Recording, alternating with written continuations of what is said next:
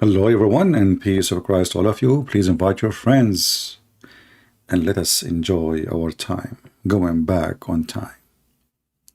Today our topic, as you see, is about the house of Allah. You know, the house of Allah is unique, very unique. Muslims, they have millions of videos and articles about how unique the house of Allah. As an example, if you go on YouTube, you will see Muslim making videos that birds don't do poo-poo on the Kaaba. Man, they don't. Airplanes cannot fly in the top of the Kaaba. Satellites. Nobody. It's the house of Allah.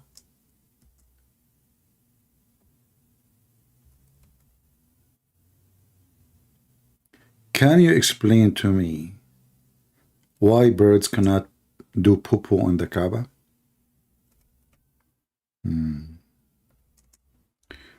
Honestly, I cannot.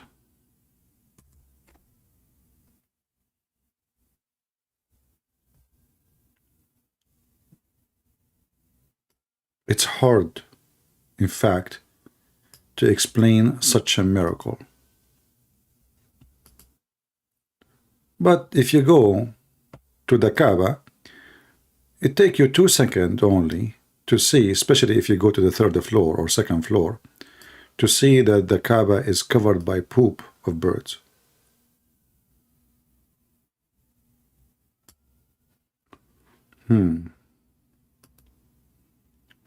So maybe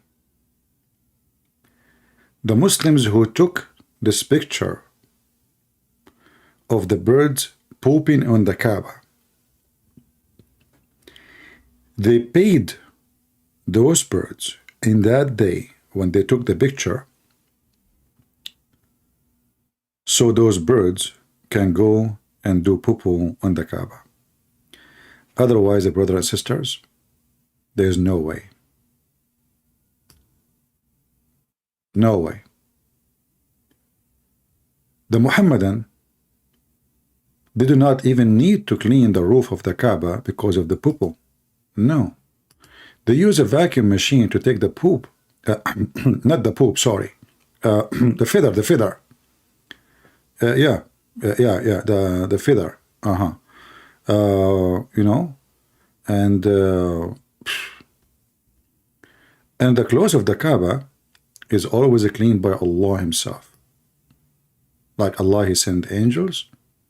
They have a vacuum machine. You will see them in the roof, wearing white clothes, have a black beard, have a vacuum machine, and I can even read the name. It says Hover. All right? And the clothes of the Kaaba is so clean, which is the skirt of the Kaaba. Look at this, you know. Look how clean it is. You know, the poop is dripping all over the place.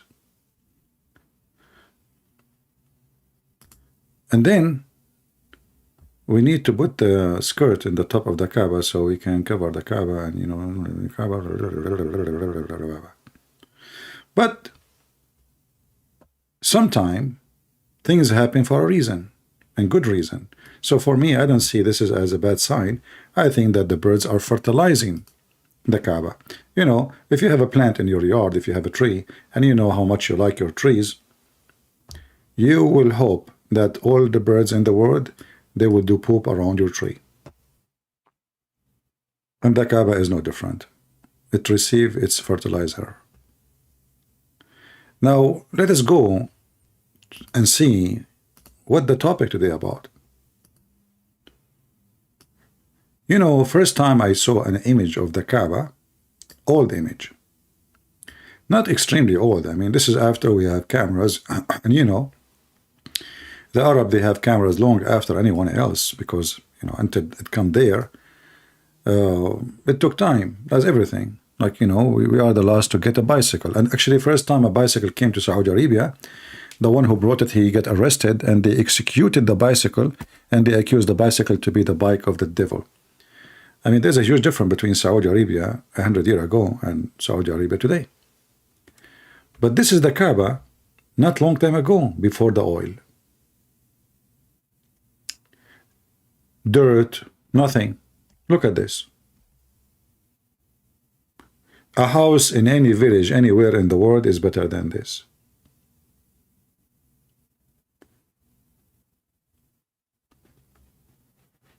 And then you might ask yourself why the door is so high compared to the ground. That can be explained very easy. Because the Kaaba protected by Allah to the point it is flooded by the poo-poo. Each time, little, and this is not long time ago, you know. As you see now, they have a big building around it. It's not like now, you know, the previous picture. So they lift up the door and they lift up the floor. So, you know, the poo-poo all over. But still, as you see, the Kaaba is covered by the poo-poo. In case you do not know what the flood does, you know, this is not just a flood. In Mecca, there is no sewage. So they have what it's called, in Arabic, we call it bayyara. Like in America, they call it septic tank. But it's different from septic tank because there's no control of this thing. You know, the second you have a overflow, all the poo-poo will go all over the place. And if you have rain and you have a flood, all the poo-poo will fly like cake in the top of it. I don't want you to imagine this, especially if you are drinking coffee in the morning. But this is the house of Allah. And the Muslims, they speak about how amazing the house of Allah. Like it's located in the center of the earth. Yeah, because the earth is flat.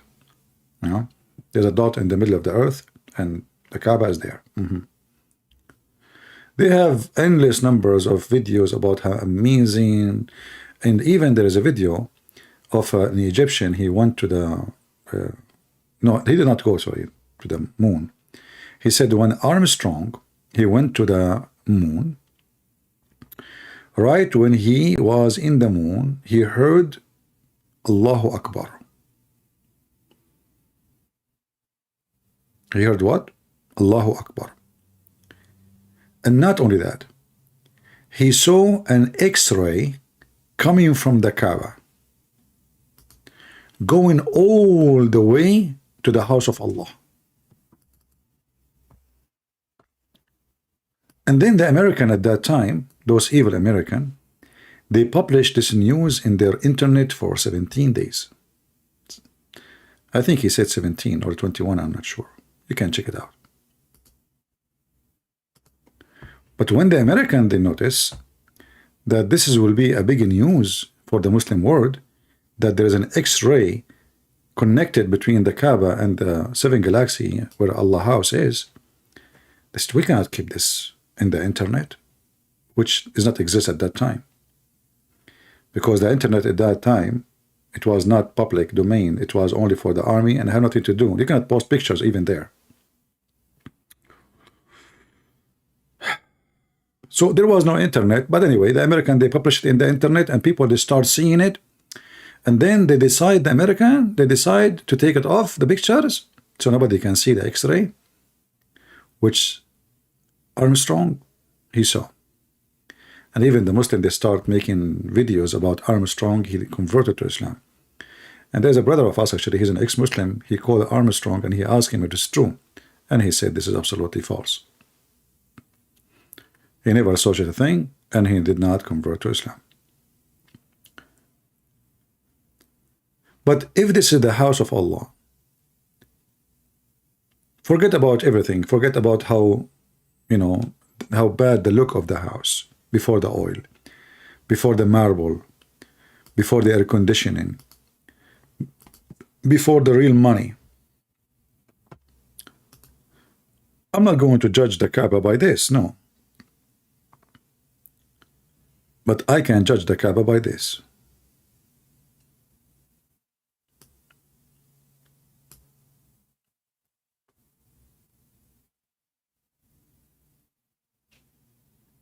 Why Allah chosen the wrong location? My Skype is open, by the way, if you are a Muhammadan. Yeah, and before I forget, there was a Muslim here in the chat. I saw him. He says, Ali Dawah is live on air. Go talk to him. I said to myself, he's live on air. Let me go and see, really? You know, maybe I can go live, change the time, and go and call him. So I went to Ali Dawah page. And I did not find him on air, but I found a recording, which was not long time ago, actually. And I found I did not find Ali Dawah there. I found he have 2 kids like him in his channel. And here it says a question and answers, Ali Dawah. Questions and answer. And then when they are live, you know, as I said, I did not join them when they are live. This was, I don't know, 5 hours ago. The one who posed the comment, it was just like 20 minutes ago. Question answer. So a person, he called them, asking a question. Even after the prayer, you can do the sujood, sahu, the sujood of forgetfulness. You can go and perform it and then and there, even after you've completed. All kind of questions, which is silly and useless. They have time to answer it. But then there's a guy after, he asked a question. What happened? Yeah, Subhanallah la yanamu la yaswa 3 times. Yeah, so he was talking about Muhammad. He did miss how many times to bow down. Have you ever heard of a prophet himself who do not know how to pray? So a Muslim told him, Prophet, hey, you miss it. He said, okay, next time remind me, okay? Oh, Allah cannot remind him. Anyway. So you go on sujood and then Salaam alaikum rahmatullah, Salaam alaikum rahmatullah, and that should be sufficient. Remember, they have all the time to answer those silly questions. Brother, I was praying and I missed the prayer. I prayed only and I made the only, etc. Can I re-pray again and get the reward, brother? The brother, yes, sure. And he started explaining to him.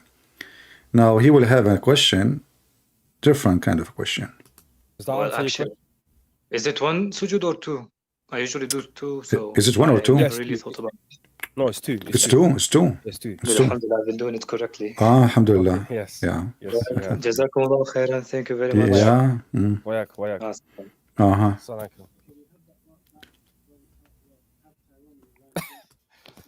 Yeah. Hi, brother Tarun. How you doing? Where you calling from? I'm calling from the Bronx, man. Yeah, Bronx. Yeah.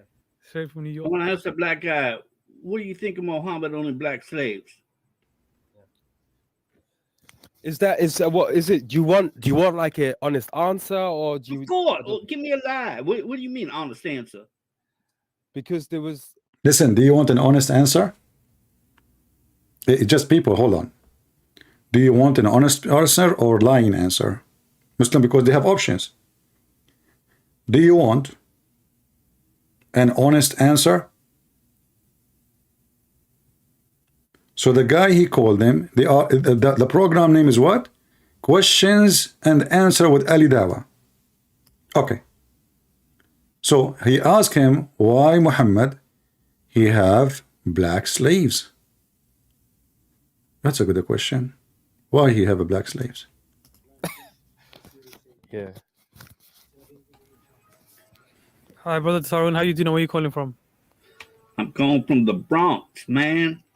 Yeah, Bronx. Yeah. Straight from New York. I want to ask the black guy, what do you think of Muhammad owning black slaves? What is it? Do you want like an honest answer, or do you? Of course. Give me a lie. What do you mean honest answer? Because there was. Did you come off? They did not come off. Yeah, no, but you know what, my brother? I think we can do this another day, because today we're trying to raise some funds. You're on TV now, man. I know. Do it now. I know. A second ago, he was asking, a guy, he was asking about how many times he should pray if he miss. He have time for that. Now, suddenly, they are trying to raise fund. Suddenly. And do you want honest answer or shish kebab answer? And the guy said to him, man, I want the answer, man. What's wrong with you, man? Give me an answer. No. But I think we can do this another day because today we're trying to raise some funds. You're on TV now, man. I know, Do it now. I know. You can find us on YouTube. We've answered those questions before. I'm Thank you very much. What? Huh? I'm asking you now. Tell me. Yeah. Brother, this is not the arena to do this. We have like places where we do this. Ah, I'm you can asking understand. you. I know, but like it's taking time from other people who, you know. yeah. This is not for we no debating today. Yeah. There ain't no debate, man. I'm asking you a question. You can give me a 3-word answer, man. No, but like this is a extended topic. It's a very wide topic to discuss. very No, wide. it ain't no wide We're gonna have- topic. We're gonna have to go into slavery. We're gonna have to You go a into snake. You a sellout, man. Come on. yeah. Okay. How are you gonna expect me to answer to you if you insult me? Anyway, Block yeah, that guy. we tried. Yeah, and also on top of that's a technical error. But yeah, we've tried to talk to Tehran. He's obviously for blood today. As I said, it's not the time to do this today. It's not the time. It's not the time. It's not the time. Questions and answer with Ali Dawah. What is the name of the program? Questions and answer with Ali Dawah. We have time to answer the guy about shaving his arm. We have time to answer the guy he missed the prayer if he can add it 1 or 2 sujood or bowing down. But the guy, he asked him, you are black, and Muhammad, he owned black slaves. Why? There's no answer. Ali Dawah, he can answer anything you want. Yeah, I remember. How would we know that Christianity is wrong? Can you debunk the Trinity in 1 minute? Are you saying disciples never met Jesus? Please be honest and answer this question. Be honest. 2 Muslim Abdul asking a liar, be honest when? And then Lili Dawah, he says, anything that is in the creation cannot be God. That's deep. Anything that is in the creation cannot be God. Yep, that's it. Anything in the creation cannot be God. Before I start, I want to let you guys know, inshallah. And this is the same guy. He is saying he is inside the creation. He was pressured by a Christian to explain Hadith Nuzul. He said a statement which contradicts the consensus of all of the Muslims. You mean he destroyed Islam? I mean, why Muslims don't say it? He destroyed Islam. And the guy, especially now, he is refuting himself. So the guy, he called you, asking why Muhammad owned black slaves. Brothers and sisters, we can answer the question, but not now. Not now. Now we cannot answer this question. Okay? This question have different time, different location, have different recipe. Yeah. Your hadith says Allah descends to the lowest heaven on the last part of the night. Yes. Can you explain to us what that means? Yes, sure. So, I asked him a question, he replied with another question. No, I'm going to respond. Okay, I'll answer. We believe Allah subhanahu wa ta'ala enters into his creation. You said it's the Lord.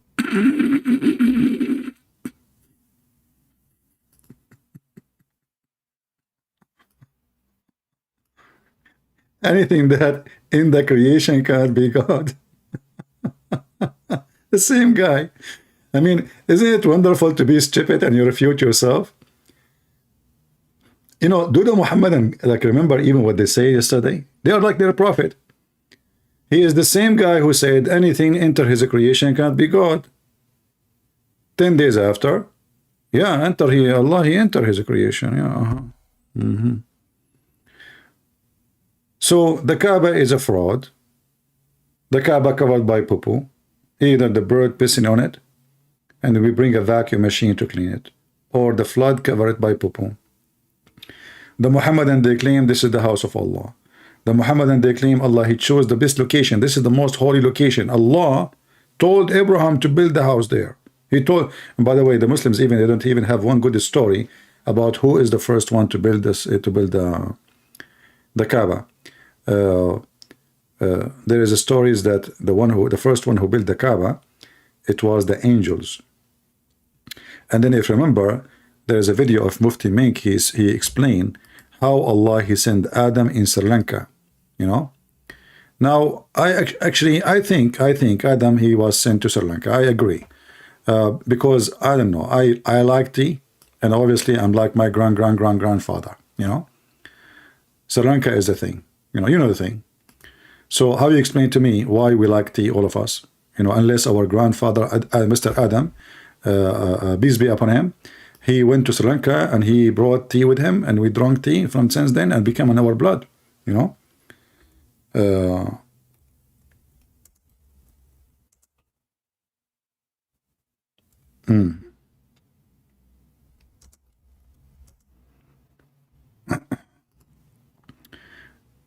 Sometime YouTube help me. I type in Arabic. YouTube make it in English sometime.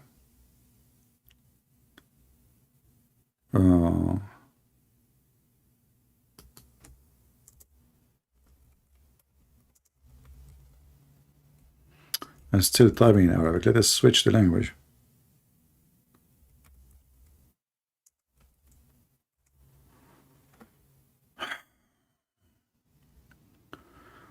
Where Adam was sent down, brother? Where Adam was sent down, brother? Most of you do not know. And by the way, all those stories are true stories.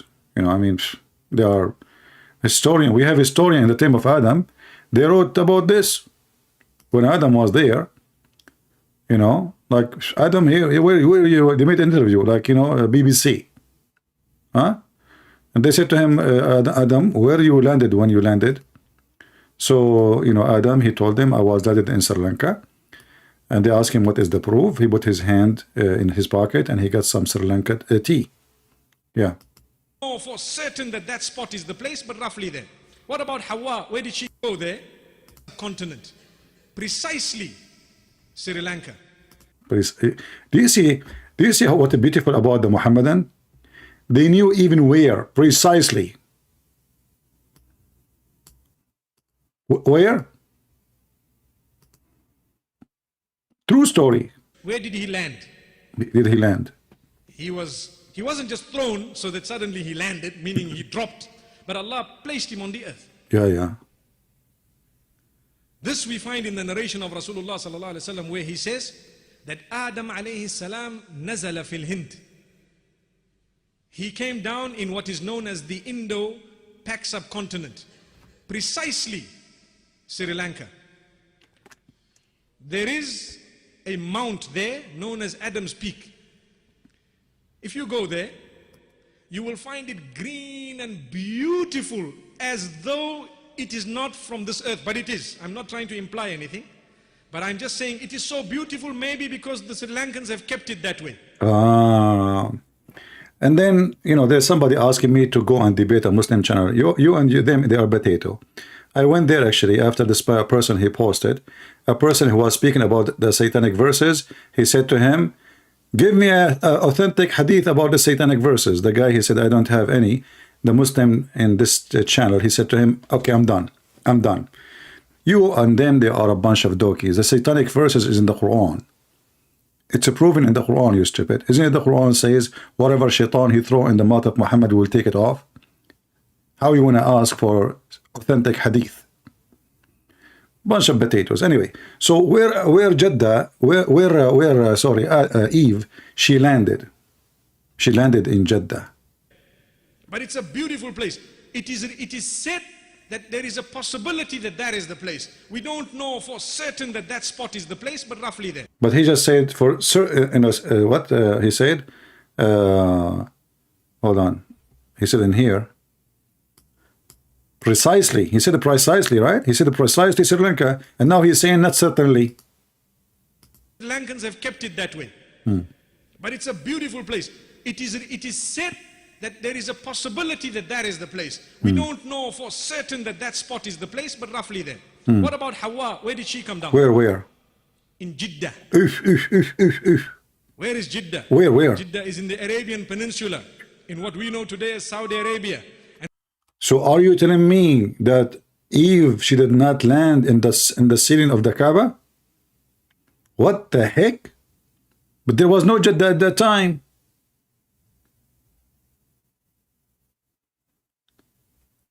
I mean, guys, look what Allah did. Allah, he sent Adam. Adam, he landed in Sri Lanka. I'm not changing the topic, by the way, our topic about the Kaaba. If you are a Muslim, you can join us. Let us go to Google Map, Google Earth.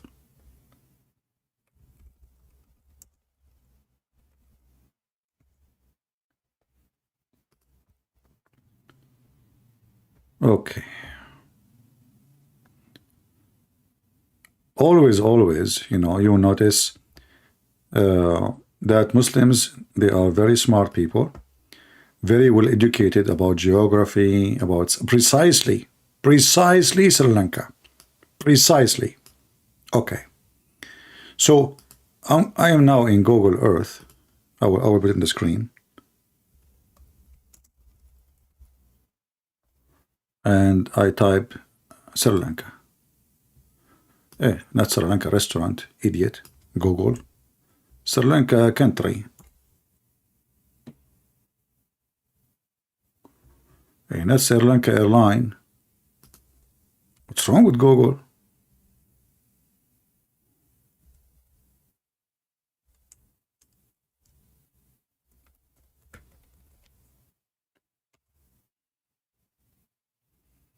All right.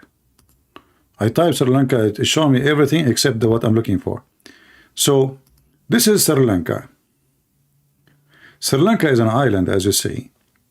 And Adam, he landed there. And then Adam, he did 40 times Hajj to the Kaaba. Yes, he did Hajj 40 times. Each time he go backward, forward between Sri Lanka and the Kaaba. Do we have any Muslim can explain to us how Adam was able to go all the way to Mecca and Sri Lanka as an island? 40 times. Anyone? The Kaaba was in the time of Adam, and it was built by the angels. When he went there, he found 40,000 angels waiting for him in Mecca. And Eve, she landed in Jeddah, which, you know, I don't know. I mean, look, the husband is in Sri Lanka. The wife is in the other side of the earth, in Jeddah here. Look where Jeddah is. I will make a dot so you can see what I'm talking about. All right. Let me draw an arrow. This is Jeddah. Oh, well, not this one. Hold on. Arrow. Here we go. This is Jeddah. And this is Sri Lanka.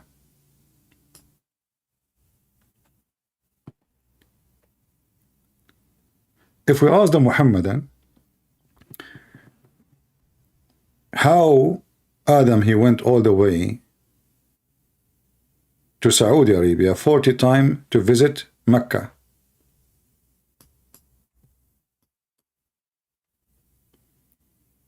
How he did it? Any Muslim can tell me? The guy is in an island. He is the first man. He don't have kids yet. Even his wife is not there. His wife, as you see, in Jeddah. He have no helper. He have no tools. He have no hammer. This is the first man. Naked man, just naked. He came down to this earth, and now he is going to do Hajj all the way to Mecca. Don't ask questions. I'm not going to ask questions. I want to ask you not to let me ask you a question. Just tell me what happened. I'm not going to ask questions. How this man, he went all the... How he knew about Mecca? How he can go to Mecca? Why Allah sent Eve in Jeddah and he sent him? I mean, what is that? And how they met again? In WhatsApp? Instagram? Maybe she opened a Facebook page. Yeah, maybe Adam he walked in the water. I heard that's the first, according to Darwin, the first human being was a duck. Walk, walk, walk.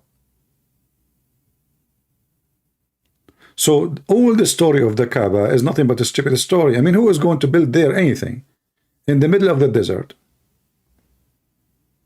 There is nothing. Nobody heard about the city in history. No historian wrote about it. Nobody, there's nothing about it. And as you see, just 100 years ago, this city was nothing, totally, until 100 years ago. He walk in water, it's possible? I don't think it's not only possible. I think my grandfather Adam, he can walk in water, he can walk on Eve, he can walk when he's sleeping, he can walk in the space. I mean, come on, he's Adam. Don't you see he landed from heaven? You know, once I was debating a sheikh, he was from Lebanon. And this guy, he claimed to be educated. So he said to me, why you are making fun? In the Bible it says that God, he kicked Adam out of heaven. I said, in my book, the garden, the so-called heaven, you call it heaven, is just a garden. It's in the earth. It's not in the sky. He said, it's the same in Islam. It's not in the sky. I said, you idiot. Are you sure? As usual. And you know, when the Muslims, at that time, this guy, he did not know much about me. He did not know when I say, are you sure? That means there's a disaster is coming. He said, for sure, I'm sure. I said, are you sure? And you know, the Muslims, they are trying to help him. Say, brother, no, you are wrong. Brother, brother, I said, are you sure? And the stupid guy is not looking at the chat. He said, absolutely, I swear by Allah. I said, isn't it the Quran says, ihbutu, get down? The coward, after we finished the debate, he went to YouTube and he reported for copyright. Imagine, he's calling me in my channel. And he's debating me in my, and he went to YouTube and he reported me for copyright because he didn't want anyone to see that he is a sheikh from Lebanon and he is stupid to the point did not know if Adam was down in the ground or he was in heaven. The guy was very sure, So as you see, the stupid Kaaba is, it just doesn't make sense in any way. But so what is the solution? Where is the Kaaba? What is the Kaaba for? If you go in the Quran, you will find something very interesting.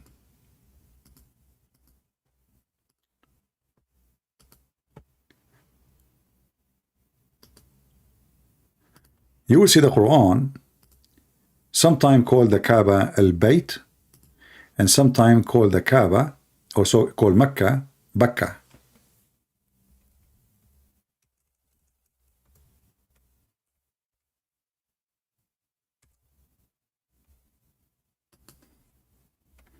Then you ask yourself, the verse is so clear, chapter 3, verse number 96, it says, the first house established for mankind is the one at Bakka.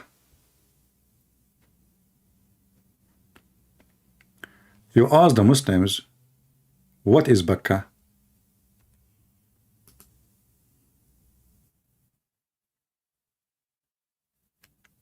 There's a huge difference between Bakka and Mecca, BM, the first letter is gone, there's totally different. Bakka. The Muslims, they try to fix it. They say, well, this is the same in different languages, like sometimes the letter can be said, like the letter, as an example, in Aramaic, different accents. So sometimes they say Sams, sometimes they say Shams. Shams means sun, Sams means sun too. So sometimes the letter Sin become Sheen, Ish, S, But here is different. This is, Ba and M. Which language change? you know, like Sin and Sheen, they are like same letter but just adding dots when you are writing them. But this is different. Bakka is not the same as Mecca. And some other Muslims, they try to bring a solution. They say there was a mistake in the writing, so it possibly it was Mecca. The word says be Mecca, not Bakka. But that will make the Quran corrupt too, because that's not a good news for the Muslims. So the majority of Muslims, they say it's the same name. Bakka is the same as Mecca. Now there is some studies, I saw them. In the beginning, I wasn't really convinced with them, like about Petra. I saw a documentary. Like I saw in the documentary, this gentleman, he said that most of the mosques, they are facing direction of the east, which is old mosque supposedly. But the answer for that, well, those are not mosques really. When the Muslims occupy them, they convert those locations into mosque. So that proved nothing. But then there is more study done, and which is really possible that maybe they were talking about Petra in Jordan. You see, Petra, Bakka. But there is even better solution for this. In Yemen, there is a temple. It's called the Temple of Al-Makkah.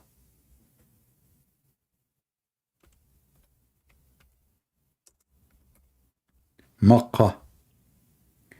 In the language of Yemen, Qa can be switched to Kaf, depend in the accent and the location. Makkah, Mecca. See? It's the same exact word.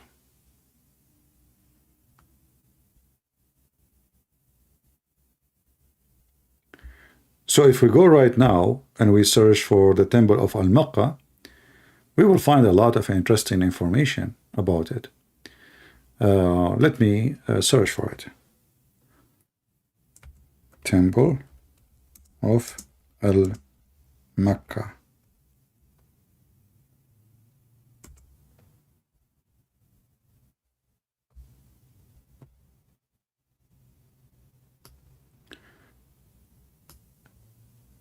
This is the Sabian temple for the moon god. For a long time, like historian, they thought that this is really a temple for the sun god. The sun god, not the moon god. But then finally, they come to agreement after they were able to read the language, the old language. It's a Sabian temple, and it is the temple of the moon god, which is Al-Makkah. Let us see.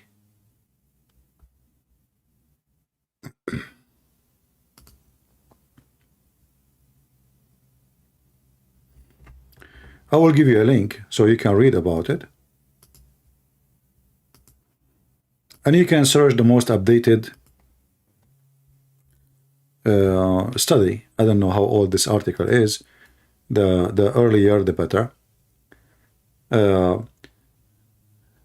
They have a different name for it. They call it Awam. But the real name really is Al-Makkah. Al-Makkah. Let me give you another link, which shows the name, not the name they are using here in this website. Let's see.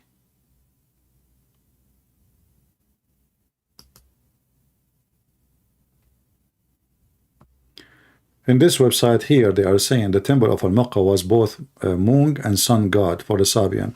What I learned really, it is just the moon god.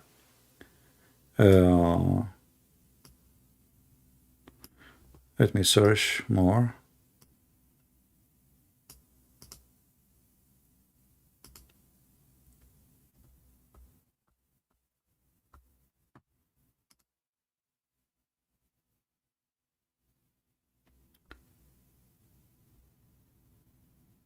Yeah, look like here we found a book. I don't want a book. Let us see.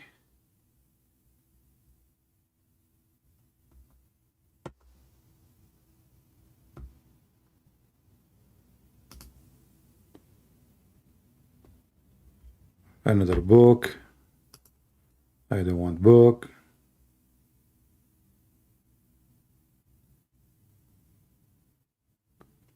Okay.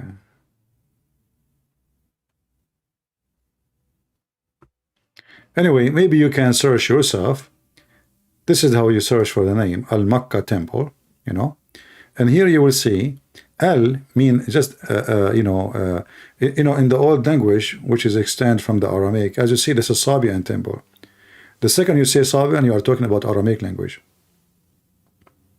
The second you say Sabian, this is Aramaic language. However, those people are not Aramaic, but obviously the influence of the Aramaic religion went all the way to the point even the Sabian, they believe that the Pharaoh himself, all the rulers of Egypt, they were, especially the Pharaoh was killed when Moses, he crossed the sea, according to the Quran. That Pharaoh, he is a Sabian. This is why the Sabian, they hate the Jews. They consider the Jews the enemy of Sabiism. So this is Al-Makkah temple. And then if you go to the Mecca pictures, you will find in the Kaaba there is something called Al-Rukn al-Yamani. Let me find it in English, not in Arabic, so I can show you. The Yemeni corner, Kaaba.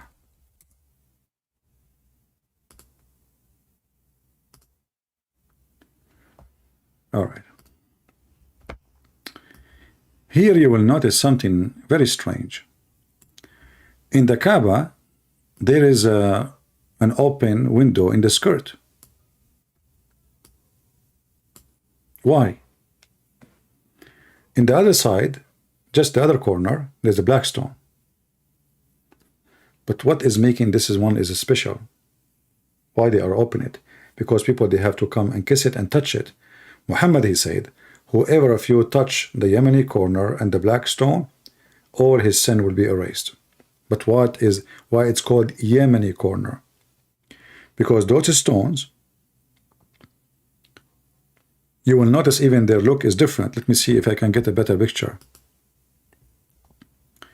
Those stones, few stones, they are inserted in the wall and they brought from the temple of Al-Makkah in Yemen.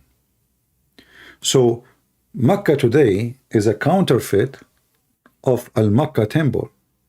That is a huge, majestic temple.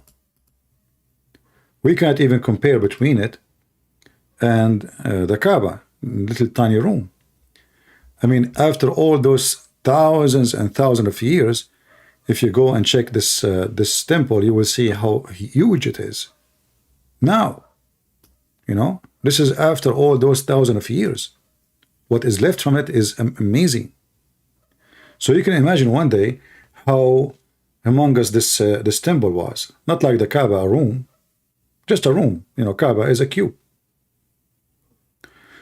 So what people used to do, they used to go and do Hajj to this temple. The Arab, they said, why want to go all the way there? What about we bring some stones from this holy temple, we put them in the Kaaba, we build our own house, temple, small town, fit with the size of Mecca, small village, and we insert them here. And then we promote it to people around us. They come and they touch it and they pray around it. And it works. People start coming. There's a Muslim historian who made a study. In his book, he proved that there was 26 Kaaba, 26, not one, in the Arabian Peninsula. So obviously it was very popular to build the Kaaba and bring stones from this temple, so you can get let us say, the blessing of the gods. It wasn't one Kaaba, it was 26. And the black stone simply is just another worship for different reason, for different god, the god of fertility. So women who cannot have babies, they used to go around the Kaaba naked when they have their period time, because obviously if you have a period, that means you are not carrying a child. So when they have their period, they go and they touch their private part and they insert their hand with the blood inside the black stone. And then the male come after that and he scratch his penis inside the black stone, which is made in the shape of a vagina. But now there's nothing left of that black stone. There's only a frame and wax. This is what is left of the black stone. Let me put the screen for you. If you look at this old brown, like it's a black, right? Yeah, from like from distance it looks black, but in reality there's nothing left. What is left there is just wax, and the real stones are little fine, you know, tiny small ones. Hardly you can even see them. So the black stone used to be in the shape of a vagina totally, like now. This is how you see it from a distance. You see how different it is? This is how the stone is from a distance. But the second you get closer, you will not see the same. You will see brown wax and little tiny stones in the middle. Those are the leftover of the real black stone, supposedly. And this is additional proof, you know. Yeah, we can have reference for sure. You know, I can give you a tafsir about, you know, do you remember when Muhammad, he said the black stone used to be white like milk, and then the sin of Bani Adam made it black, which means being black is because being sinner, which is additional racism statement, you know, clear racism. So it was white like milk. White like milk is being good. Black is sin, but is the black stone sin? No. But because, you know, you cannot have a baby because you are committing sin. Why? Allah, the God of the fertility, Baal, he will not give you a baby because you did something wrong. So what do? You go around the Kaaba, you walk naked, you touch your vagina, you insert your hand with the blood in the thing, in the black stone, and then your husband or your whatever partner go after you. He is naked too, and then he insert his penis in the black stone, and then Allah will bless you with babies. If we go in the hadith here, we will find the following. Even the Muhammadan could not hide the truth that the Muhammadan used to go around the Kaaba naked.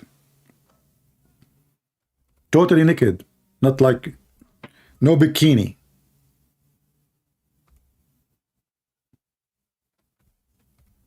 Like, don't think about a bikini. No. There is no bikini. Let us show you the hadith.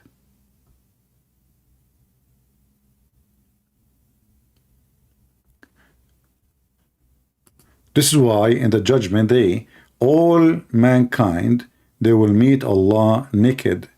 You cannot meet Allah wearing your clothes. This is a very early pagan practice. You have to strip totally. This is a nude religion. Nude, literally. As you see here, what is the name of the chapter? The book of pilgrimage. Okay, what they used to do. The people of Quraysh, the Arab, they used to go around the Kaaba doing tawaf, naked, nudity. In the state of what? Nudity. And then you need to ask yourself, what was the religion? Make somebody, what exactly is the religion they are practicing?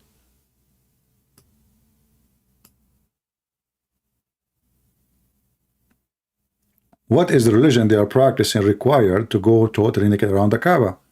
And you will notice something very important. You see, when Jesus, he went to the temple, and not even in the temple, like, you know, the temple have many yards.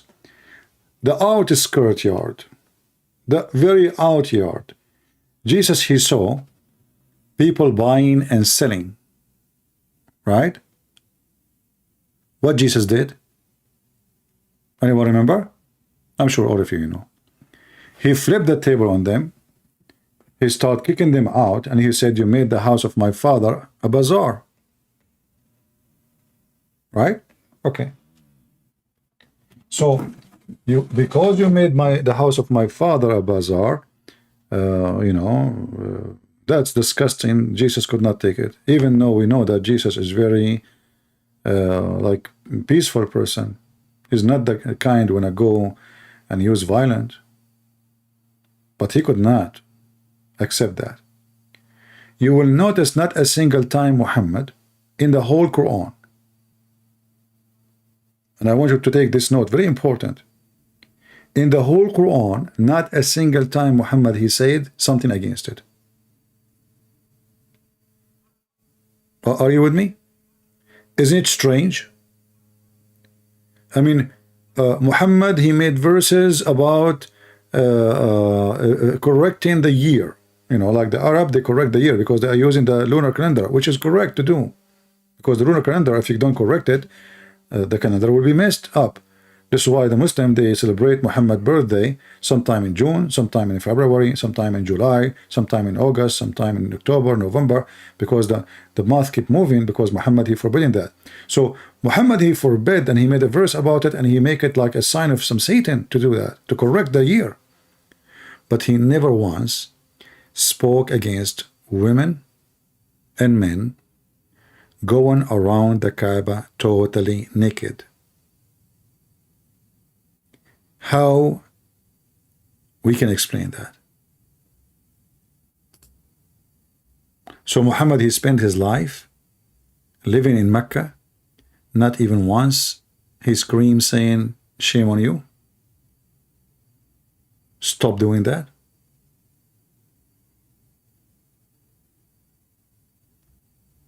It doesn't make sense, right? A prophet of God, he never get upset once.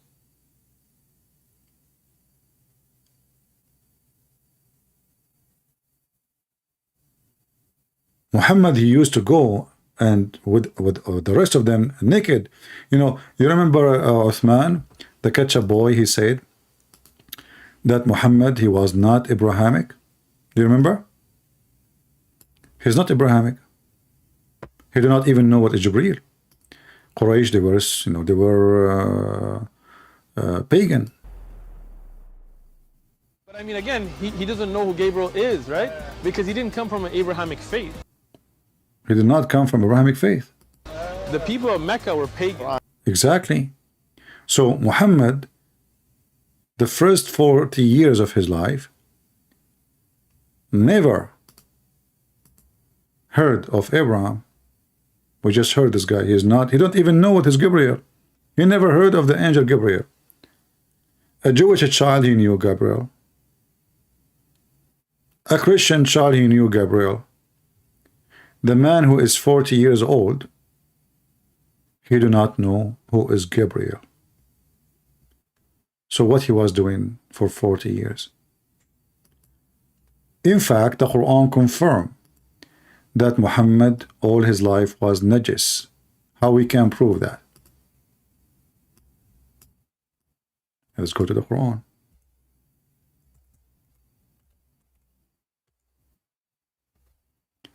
Chapter 108, which supposedly actually in the beginning of the Quran, not the end, but now they have it at the end. Look what the verse is saying. This is the Muslim translation. We can change the translation. You will find different meaning. Totally different meaning. However, you will notice here that Allah is saying to Muhammad, we gave you something, it's called Al-Kawthar. Now the Muslim, they translate saying Kawthar mean river in paradise. That's very weird. But this is a different story. We will go back to it.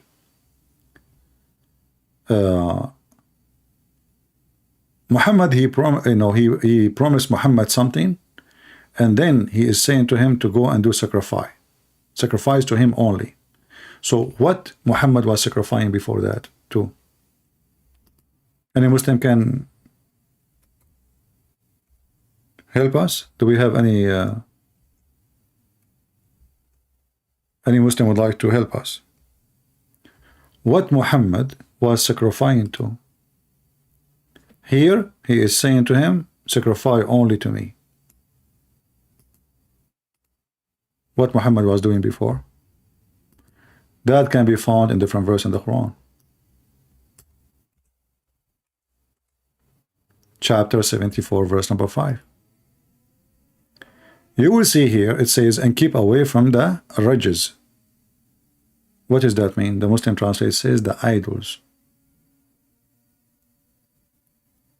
Purify your garment. So Muhammad was najis. This is the first time Allah, He telling Muhammad supposedly, it's time for you not to go and sacrifice for the idols and not to go naked around the Kaaba like the rest. But nowhere Allah, He spoke supposedly against being naked. Like naked here is not mentioned. He just said, stay away from the idols. Purify your garment.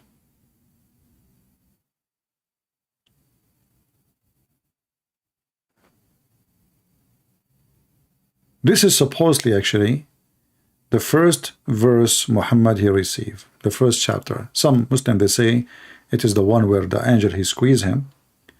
But you will notice here that this is speaking about Muhammad. He is like covering himself with the garment. And if you read the story, you will see that when the angel appeared to him with 600 wings, Muhammad was extremely terrified, and he went to his wife and he told her, cover me, warp me, what's wrong with me? And then Muhammad, he received this. Arise and warn, because he can't even scared, terrified. You know, say Allahu Akbar. Your garment, purify why it's dirty. What happened with the garment? And keep away from the idols. So I will not say to somebody keep away from the idols unless he is an idol worshipper. Correct? Why I want to say to him purify? You see, I purify, that means you are not clean. Stay away from the idols, that means you are following the idols.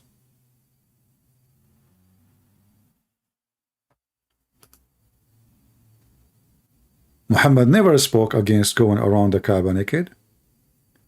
Never even mentioned it once. And nobody in the Islamic history even, you know, asked how come Muhammad never went against it. Do we have any Muhammadan here? Any Muhammadan?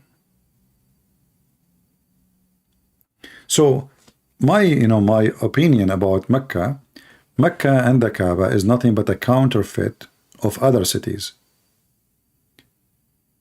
Same as Bakka.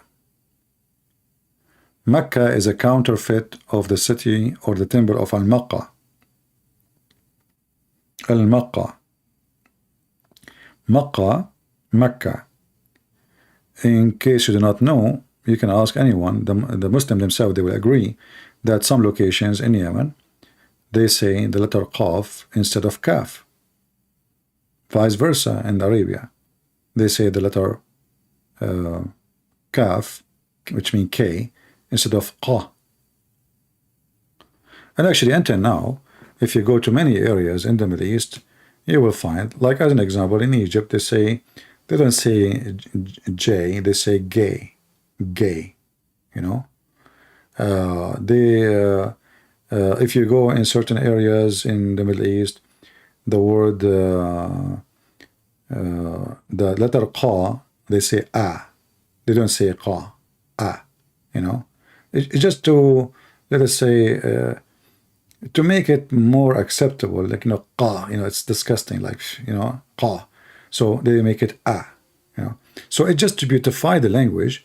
They have different dialect and different accent, and this is explain why Mecca became Mecca and Mecca became Makkah. Do we have any Muhammadan?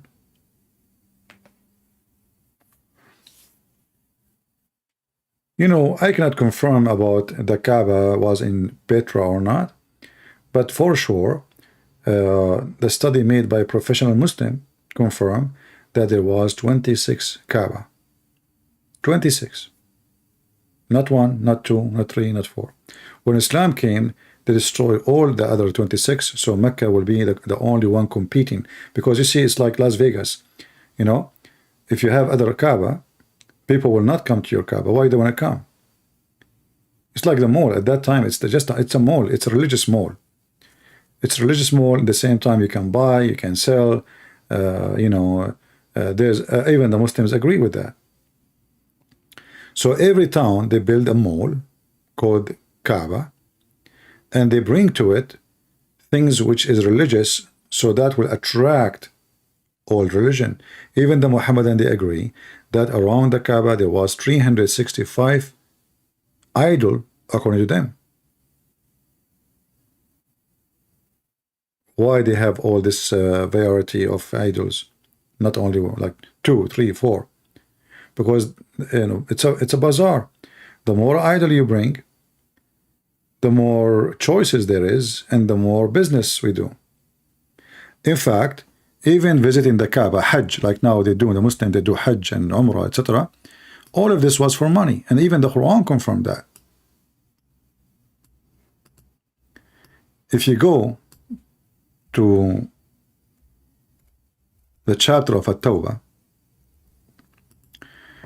in chapter 9, verse number 28, it says that non-Muslims are dirty, filthy, najis. But if you read carefully at the end of the verse here, it says, and if you fear poverty, Allah will enrich you, if He will, out of His bounty. And right away Muhammad says, attack the Christian and the Jews and force them to pay money. The verse after it. So the jihad was not really done for the business of Allah, but it is for the bounty, for the money. Are you with me? It's in front of your eyes. So now they forbid everybody from coming to Mecca unless he's a Muslim. But now Mecca will die. The purpose of the Kaaba is to bring everybody. And now if the Muslims only who live in that area, they are in control of the city and nobody can enter it, they have a business problem. So how we can solve it? Right away Muhammad, he gave command to attack the Christians and the Jews and steal their money. So Allah will enrich you. Do you see it? If you fear property, Allah will find a solution. That's Muhammad. Let us attack the Christian and the Jews, take their money. And Muhammad, he knew very well that those people are wealthy.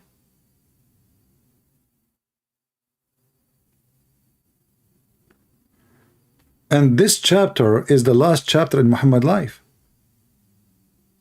So Muhammad, he never forbade people from entering Mecca all his life. Never. He never had a problem with the idols. The Quran proved that. Because until the last year of his life, this is the last year of his life, Muhammad have pagan in Mecca. People going naked around the Kaaba.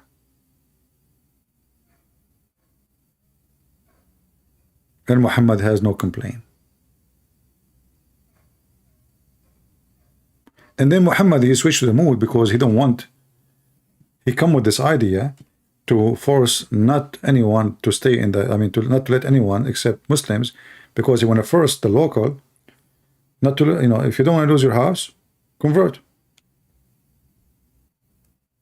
Convert so you can stay. Okay, we convert. That's it. He took over the city. Convert, you can stay. No more mushrikeen.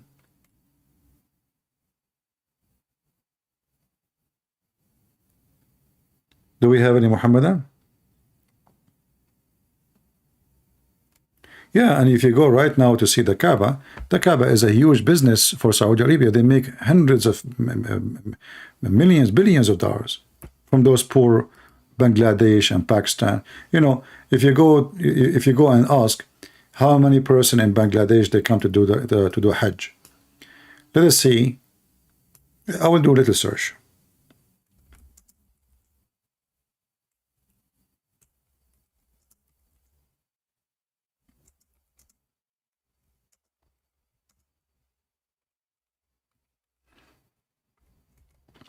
How many people did Hajj from Bangladesh?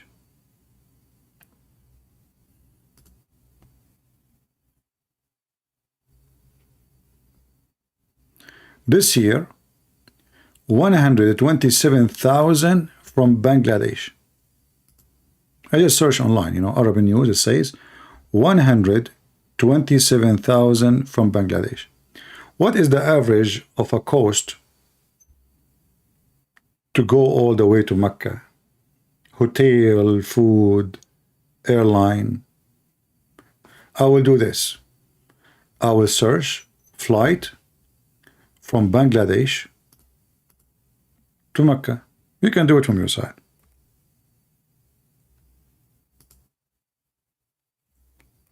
Flight from Bangladesh to Mecca.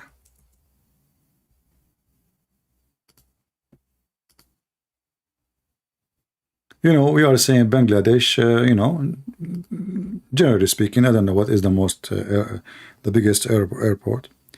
Bangladesh.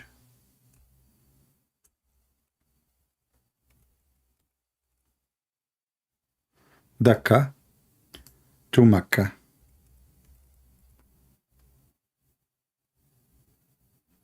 Which you have to go to airport of Jeddah. And then we will see what the price. Okay.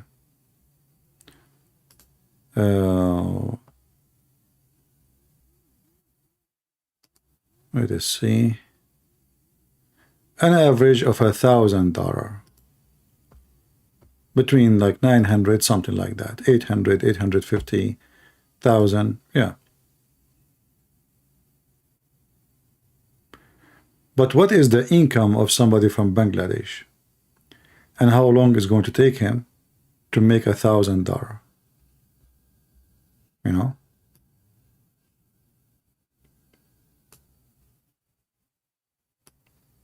This is just for the airplane.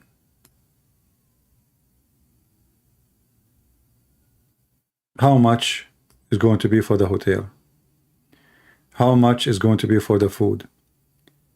How much is going to taxis, buses, buying gifts? Because, you know, when you go to Hajj, you know, you have to buy gifts for everybody in the family, like from the Holy Land, you know, like rosary, you know, etc. They call it in Arabic masbaha. All kind of stuff. You bring water of Zamzam with you, you know, which is not really Zamzam. I mean, it is really a lot of money. So if we say now, you can use your calculator. If an average person in Bangladesh, he need to spend, I mean, at least $3,000, at least, you know, $3,000. This is just for Bangladesh. This is just in, you know, like for the Hajj. 3,000 x 127 or 28. Let's make it 127,000.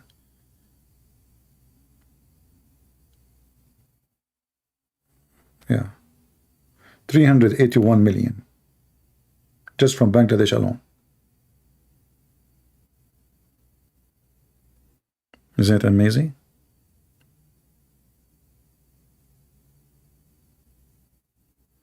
This is if it's only 3,000, which is not cannot be really the case. and then Indonesia, and then you know, Pakistan and India, and so this is a treasure, a lot of money. Imagine if we can force everybody to come to Las Vegas. Las Vegas will be, you know, making money like crazy. And then if you go right now, compare between the pictures of the Kaaba in the time of Muhammad and the Kaaba right now, you will see 7 stars hotel, not only 5 stars hotel.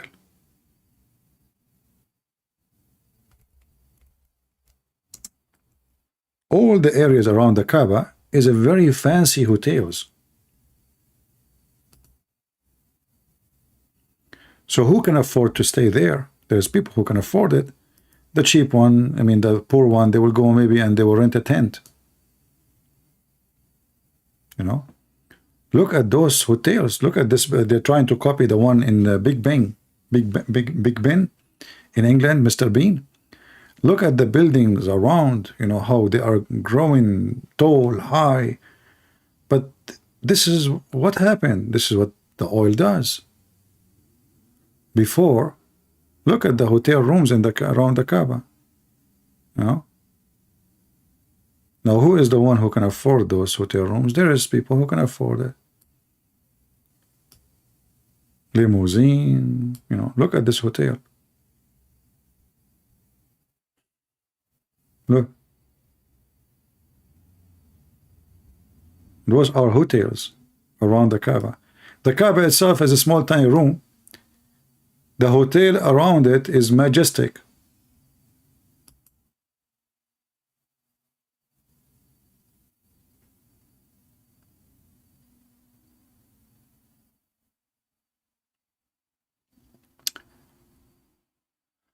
What do you think they are getting out of it, Christian Prince? Money.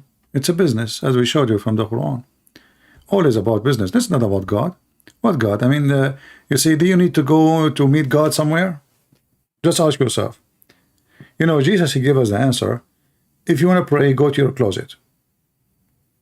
I do not need to go to Jerusalem to pray to God or to get the blessing of God. I can go to see where the Messiah was, where they crucified him. Fine. But I do not need to go to a place so I can be granted heaven.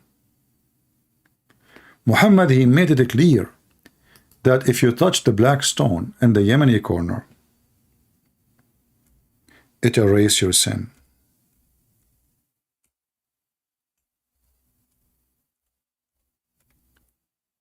Just touch them.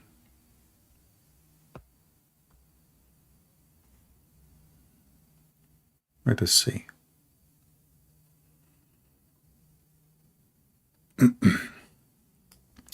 I'm trying to find the hadith.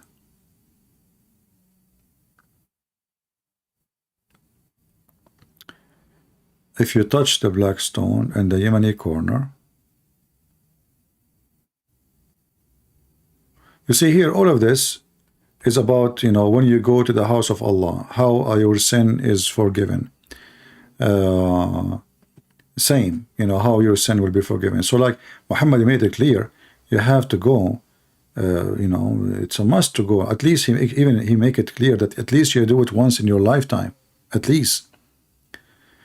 But what make it even more horrible, he claimed that if you touch the black stone, let me turn off the screen so I don't blind you with scrolling down.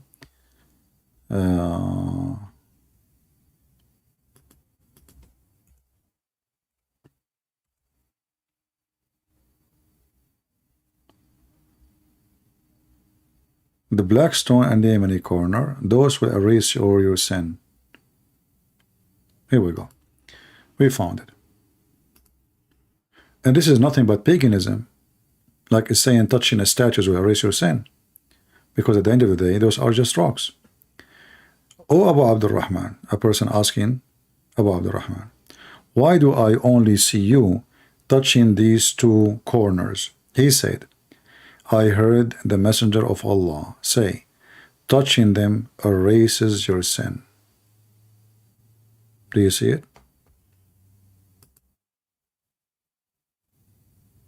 Do you see it? Muslim saying, if you see the Kaaba, you would prostrate.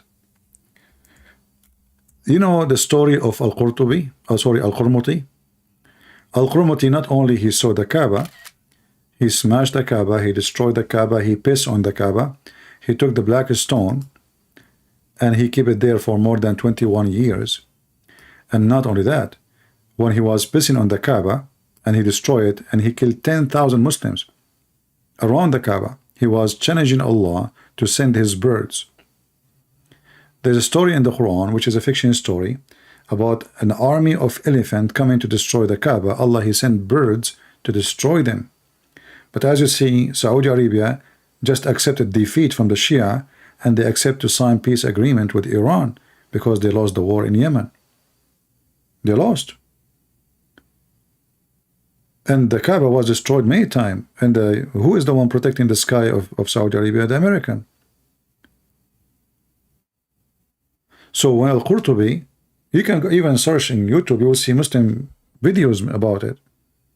Sorry, Al-Qurmuti. So Al-Qurmuti, he took the black stone, and the Muslims have to pay him to bring it back. Imagine, they have to pay him. They ask, you know, like the Caliphate of Egypt, who is a Shia, Al-Hakim bi-Amrullah al-Fatimi. This guy was crazy. This guy is you know, he like boys. He have sex with men. He don't use horses. He use boys in the front of him in his carriage. And they have to be wearing see-through. He come with the crazy orders. Every 7 years he have a new order. As an example, there's a food in Egypt. I don't know if anyone here from Egypt. It's called mulukhiyah. Mulukhiyah. Okay, what the heck is this mulukhiyah? I don't know what the name in English. What mulukhiyah is? Mulukhiyah is not really the name of the here we go. I will show you on the screen what it's called. Korokos or Tiros in the Latin. Yeah, something like that, you know. So Mulukhiyah was called Mulukiya, which means royal. This guy, he's crazy. He forbid anyone in Egypt to eat this dish. If he eat it, he will be executed. No matter who, even his own cook. So when he died, the word Mulukiya, the Egyptian, they start making fun of it to Mulukiya. Mulukiya mean grab it. Anyone can grab it. Before it was royal. The police, the secret police, the caliphate soldiers, they go in between the houses to smell if somebody cooking Mulukiya, which is Mulukiya, which means royal. It's called, the dish is called royal. This guy, he loved this dish. It's very tasty, by the way. It's very, very tasty. So he come with all kind of orders, and he killed a lot of Christians, this crazy man. A lot of Christians. They slaughter them. He's a Shia, not Sunni. He liked to have sex with the boys. He'll have to like sex with men. He's mentally ill. And not only that, he claimed to be Allah on earth. And then he met his son. He have a son. Any one of you heard of an Islamic sect? It's called Ad-Duruz. Duruz. Anyone heard of them? Duruz. Duruz, they have a leader. This leader, he is the spiritual son of this caliphate. So Al-Hakim bi-Amrullah is Allah on earth. Allah, he came in his body. His spiritual son was in the borders of Israel, in Lebanon. And they have letters between them, between Allah, which is the caliphate, and his son. Sound like, you know, somebody copying Christianity or something, you know, like God, Son, you know. Those letters are called the letters of Hikmah, which mean the wisdom. So the Duruz, until now, They don't share their book with anyone. You cannot go and buy their book from the library. You cannot learn about the religion from schools. Even if you are a Durzi, you are from them. You can learn about it only when you are 40 years old.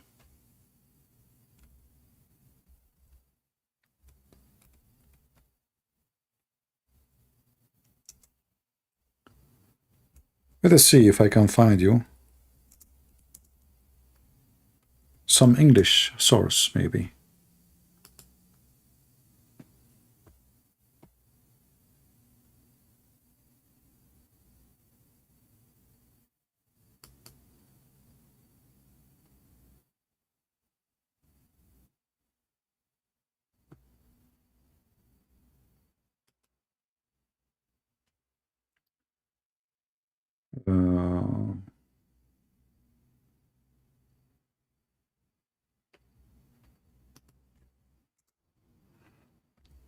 I guess that will be not easy task.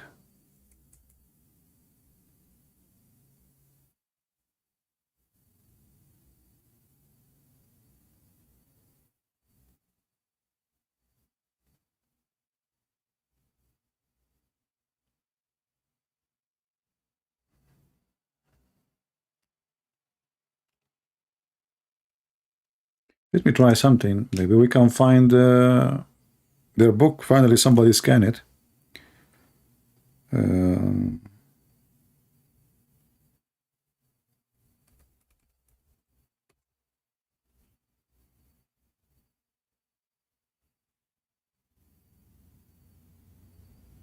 Let us see.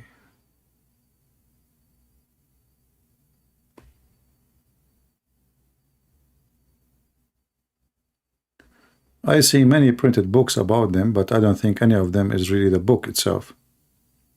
And by the way, those people believe in Tawheed too. In fact, they call themselves Al-Muwahhidun al-Duruz. It's funny, isn't it?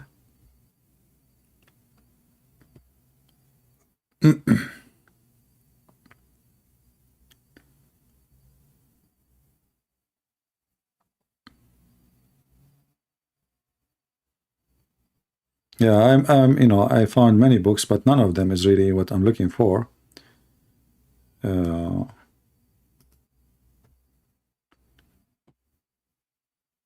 Imam Tawhidi is a joker, you know.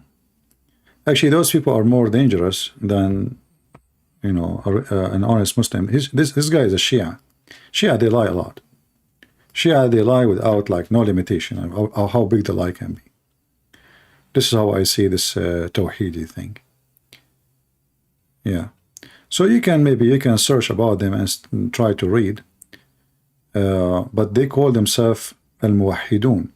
And one of the funny thing about those Druze, there's a huge number of them actually in the Israeli army.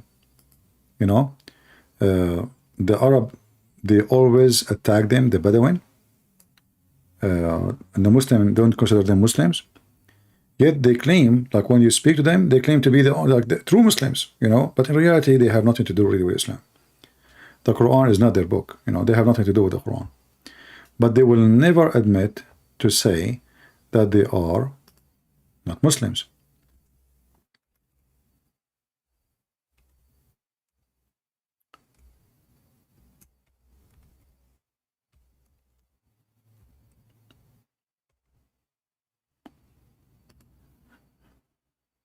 And you will see how even they dress differently. Their clothes is differently. Their beard is different. Their look is different. Most of them, they are white, you know, very white, as you see. And they serve in the army of Israel with no problem at all.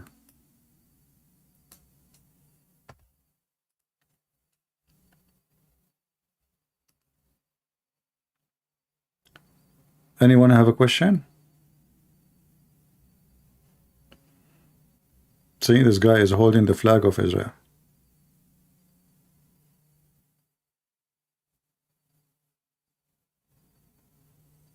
Yeah. And they don't care really for, you know, any of what Muslim really care for. Like they drink, they sleep around, Muslims, they sleep around too, but they do it like by legal terms, which mean like you do mut'ah. You know, the rules, they don't really care for those things. They drink, they gamble, they don't have really, yeah, they are not really strict in their religion. They are strict in their ethnic, which means they consider themselves as an ethnic, and they defend each other.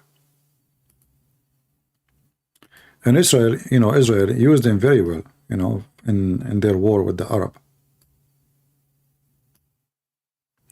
But, you know, those people at the same time, they can switch side in a second.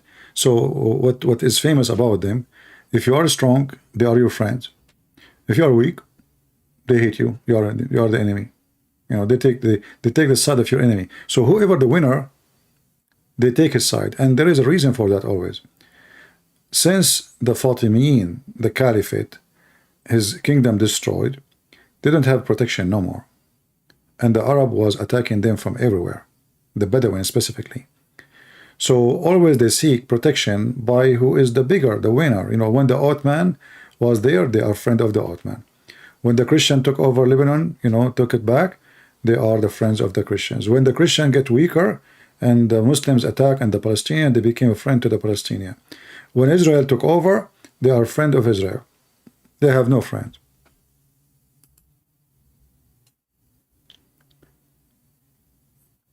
Do we have any why all old? No, those are the, you see, okay. I mentioned that in order to receive your religion, you have to be 40 and older. So until 40, you have no religion. Until 40, you go do whatever you want, sleep around, take drugs, do anything. But when you are 40, now you have to become a wise person. And the reason for that, the one they follow, he start receiving the letter from his father, Allah, at the age of 40.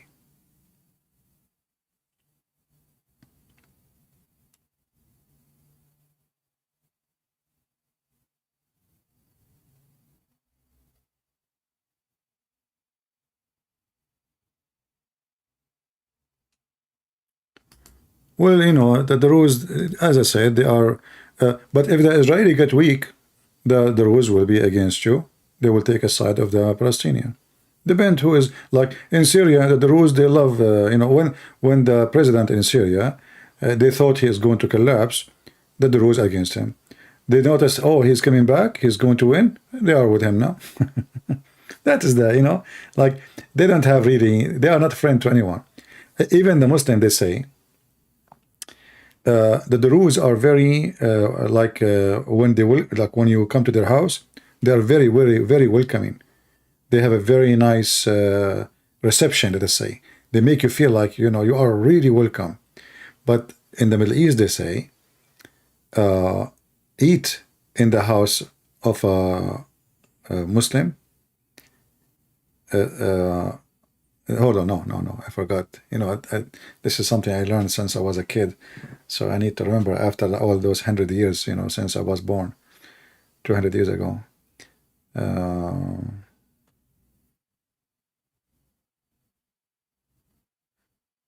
Yeah, like maybe eat in the house of a Durzi, sleep in the house of a Christian. You can sleep in the house. The Muslim, they don't trust them, you know, but they can't trust the Christians. Christian, he will not kill you, you know.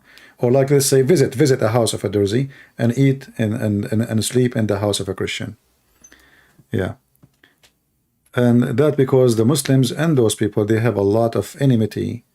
And even the Christians, you know, they have, especially the war in Lebanon, they have a big war problems between each other. They killed a lot of Christians too.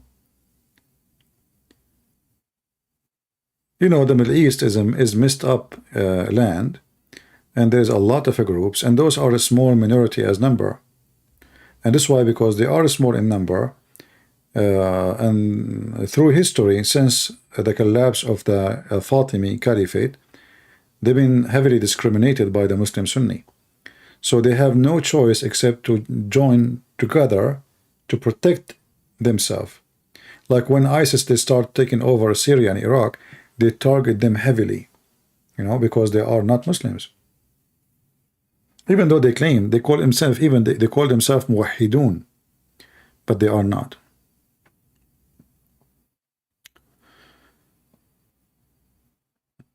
Do we have any Muslim here?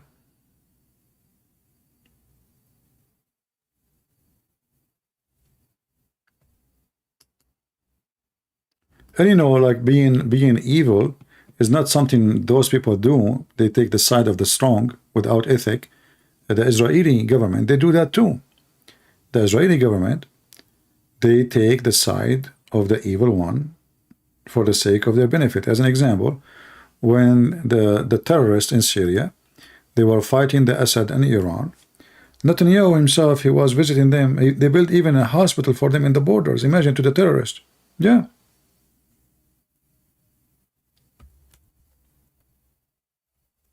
And the video is there in YouTube.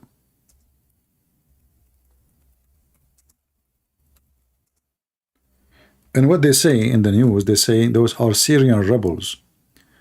But all of us, we knew those are terrorists, you know.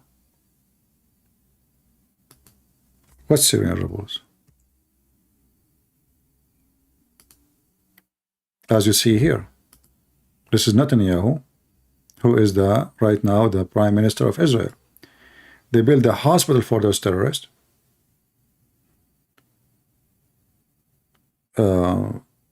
They give them even weapon. They support them. The Syrian army cannot chase those terrorists because they are protected by Israel. You know.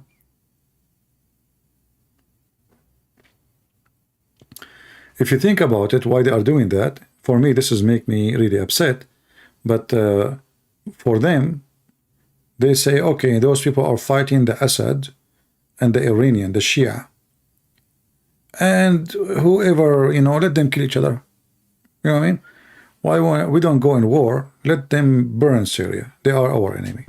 So let us say the Israeli government, they were fueling the war, so the enemy will be destroyed. This is their view and the logic. For me, I believe this is evil. Because remember, this is what the American did. The American, they supported the Mujahideen, literally Mujahideen, the terrorists, in Afghanistan to fight the Soviet Union. When they finished with the Soviet Union, what the Mujahideen did? They attacked America. So you think you can use the devil for your benefit? The devil is the devil. He will bite you. It's like somebody growing a snake big and think that the snake will be his pet. Snake will never be your pet. It's a snake. Why Islam teach Jesus as only a prophet? And Hamza said Satan cannot lie. Please kindly, who is Hamza? Who is this guy, Hamza?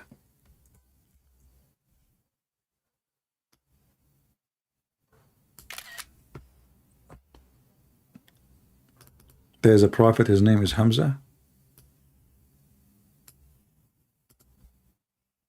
When you ask me a question, try to make it clear.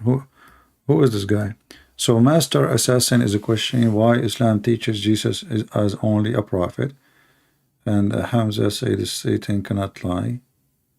Please kindly explain him and his family.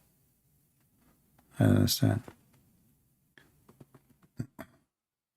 Hamza is a guy in the chat?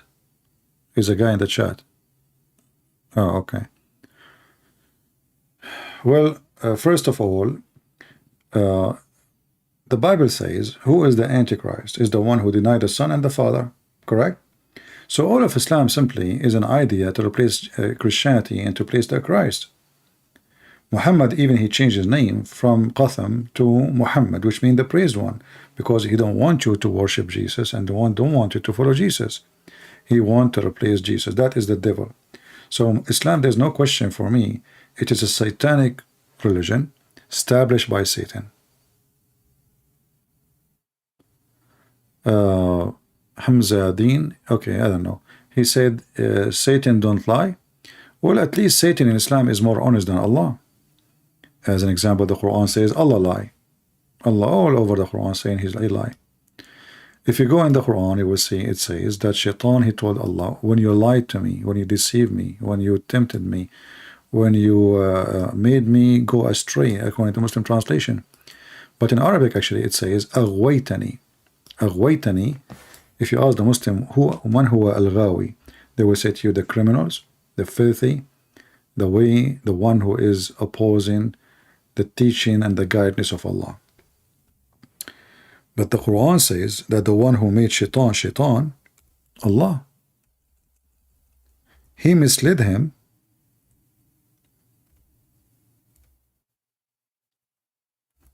so he will do the job he want him to do.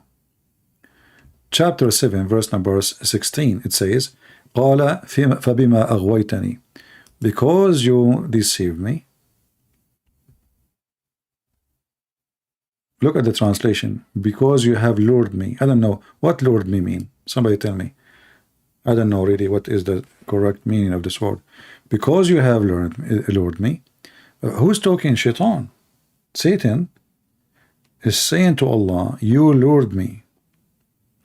What lured me mean?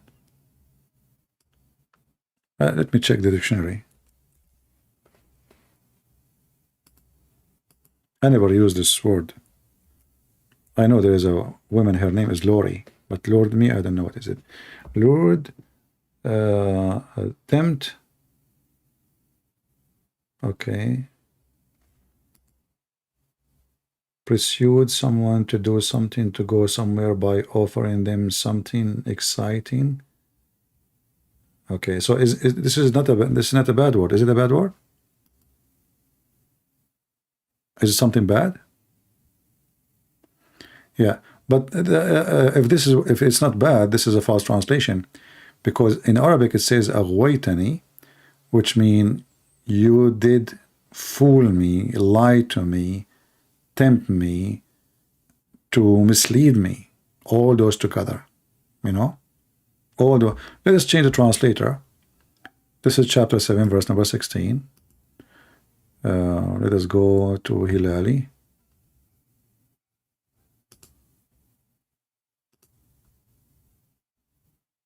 Here, look what they say. Because you have sent me astray. So who is the one who sent Satan astray? Allah. Okay, that means Satan is not a bad person. You know? Satan is not a bad person. Allah. He misguided him. Let's go and give it a different translation. And this is what is funny about Islamic translation. You cannot find one translation is decent. Let us see Big Tal. Send me astray, Big Tal.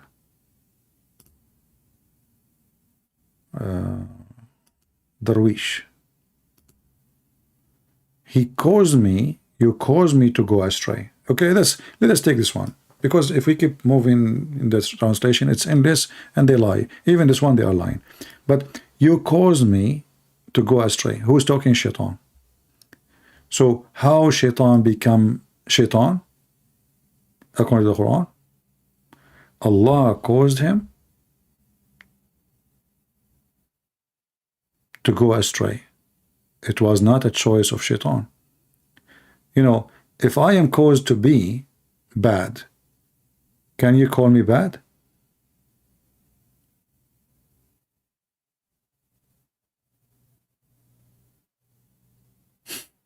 You know what I mean? If somebody fooled me, if somebody misled me, that means it was not my intention. Right? So Allah, He caused Satan to go wrong, to be bad. That means Allah is Satan.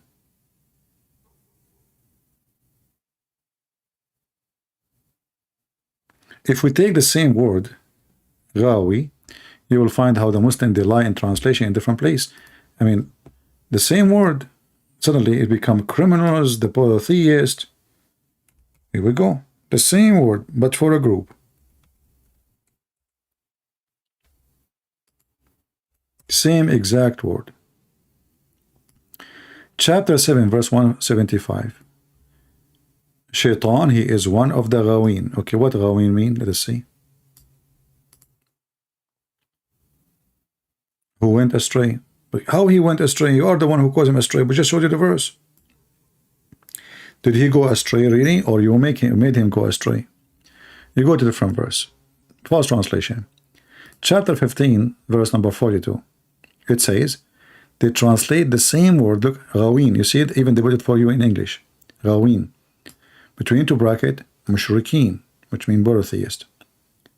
And those who go astray, criminals, polytheist, evildoer. So what Allah made of Shaitan? He made him evildoer. Yeah. A Muslim in the chat, he is saying, what you will do if you find that Muhammad is right? We found that Muhammad is right. You know, when Muhammad, he says, you know, like he is the guide of mankind, and then we find him saying that all of you Muslims will go to hell. So he is right. Isn't it the Quran says, وَمَا مِنْكُمُ إِلَّا وَارِدُهَا? Not a single one of you, but he will enter hell.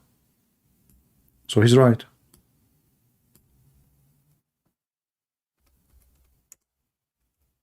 Already we found that Muhammad is right. I found many things about Muhammad, he's right. You know?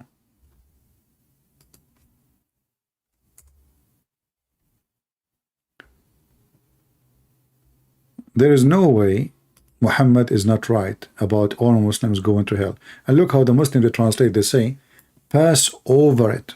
Lying. واردها ورد الشيء أي أتى إليه ودخله أو شرب منه.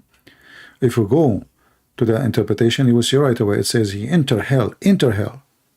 Chapter 19, verse number 71.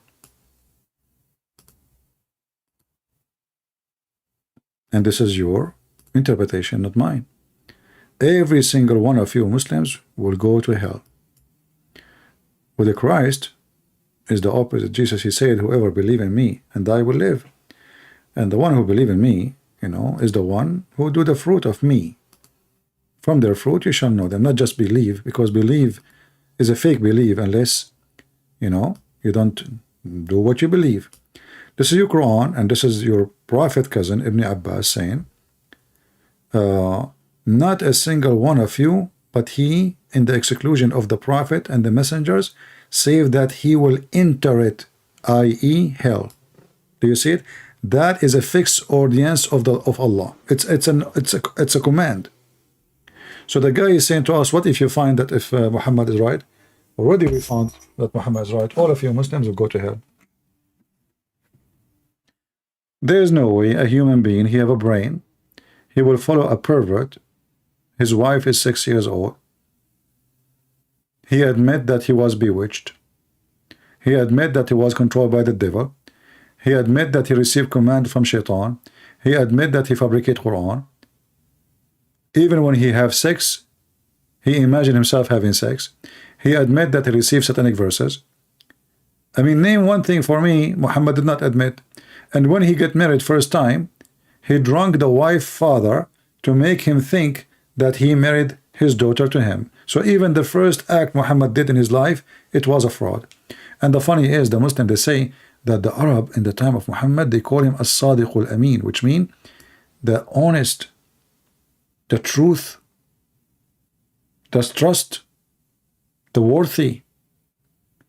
But in their book it says the guy and his wife, they drank the father of Khadija to made him believe that he married her to him. Even his first marriage is a fraud. What kind of a decency this person? And isn't it alcohol is wrong? It turned to be that Muhammad could not be married to Khadija, which she made him a prophet later by the money, except by alcohol. Do you see how the alcohol was a great help for Muhammad? The wife, she drank her father. She invited people from Quraysh, the tribe of Muhammad. They made a party, dancing party, and all of them did drink until they drunk. This is the purpose. And then when her father got drunk, she took off his clothing and she dressed him with the help of Muhammad by the most expensive clothing he have, which usually he wear it only in certain occasions, like all of us, you know, even now. I mean, there's a clothes you wear for normal life things, and there's a clothes you wear when there's an occasion.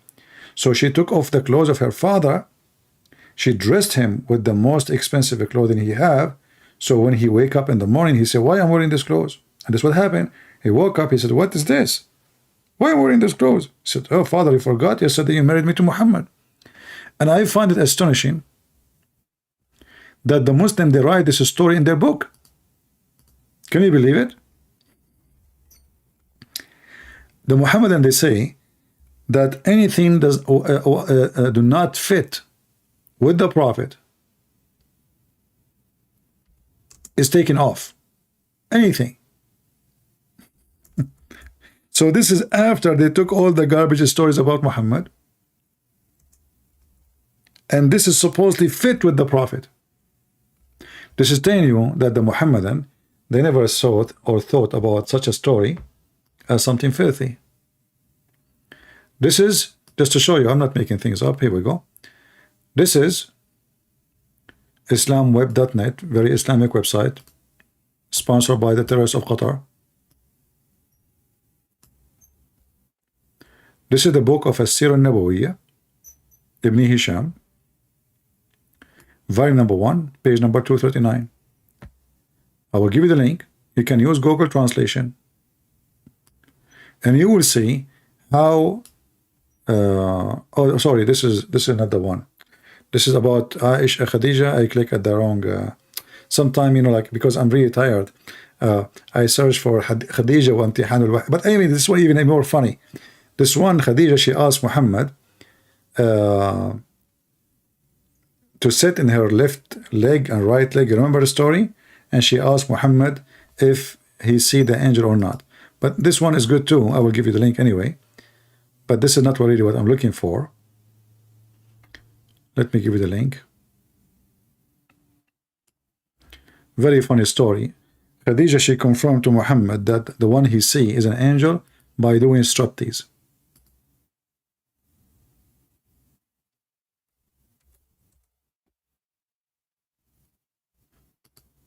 This is a very funny story, by the way. And the funny is, the Muslim, they call it Imtihanul Wahy, which means the examination of the inspiration of Allah. Examination. This is how she examined, by striptease. She asked him to sit in the top of her, and when he started having sex with her, the angel, he ran away supposedly, and this is how she proved to Muhammad that this is a true angel. But the story we have about Khadija making her father drunk, actually this website, even they have an audio for it. You know, if you speak Arabic, you can click at the audio. But let's see if we can use Google translation. The hadith is in the right side of the page.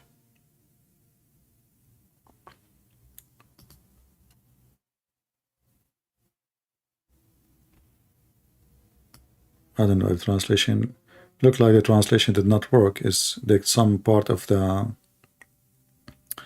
yeah, actually the important part what we want is not translated, where it says she made him drunk. Let me try something else, different website.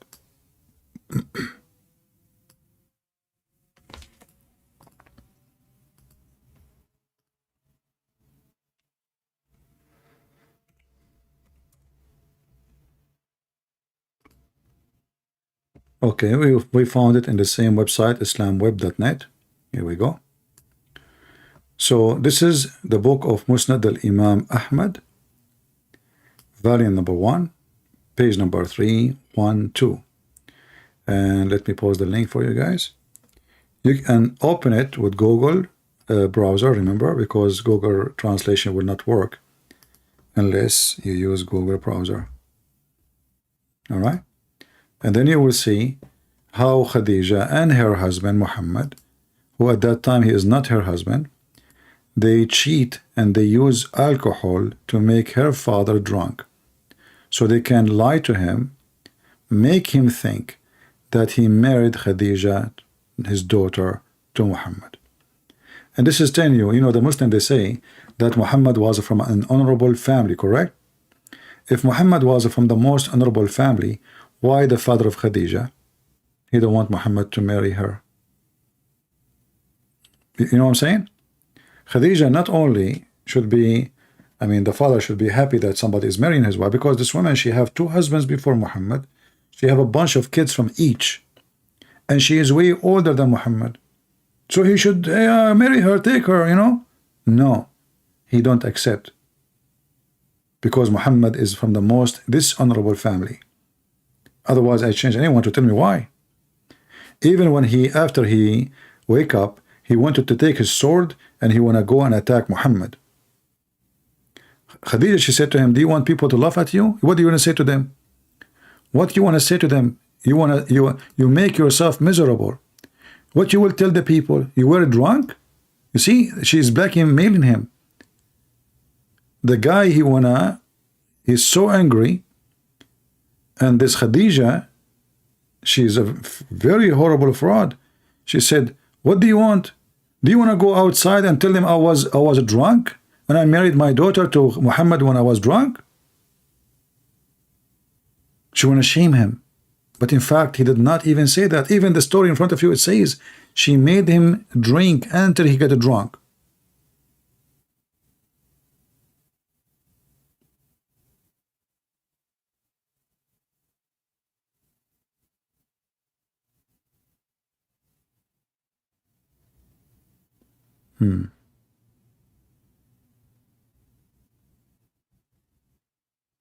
Do you see even how she changed his clothing? So I took off, you know, his clothing and I changed it, etc. I mean, translation is not coming really good, but it's enough to prove how Muhammad become the husband of Khadija.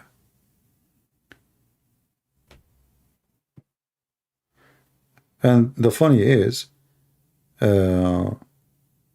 they say that Muhammad was the most trustworthy between mankind.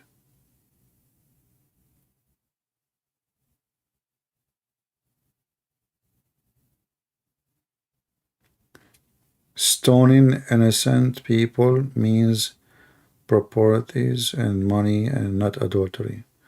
I don't know what they are talking about. What innocent people? Who stone who? I know people, they say things. If you want to say something to me, make a full sentence so I can understand what you are talking about. Remember, we are talking about many things.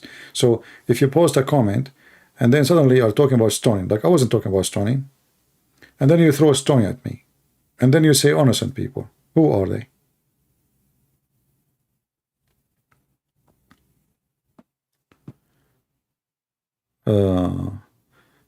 Yeah, as exactly. The Prophet is a good role model.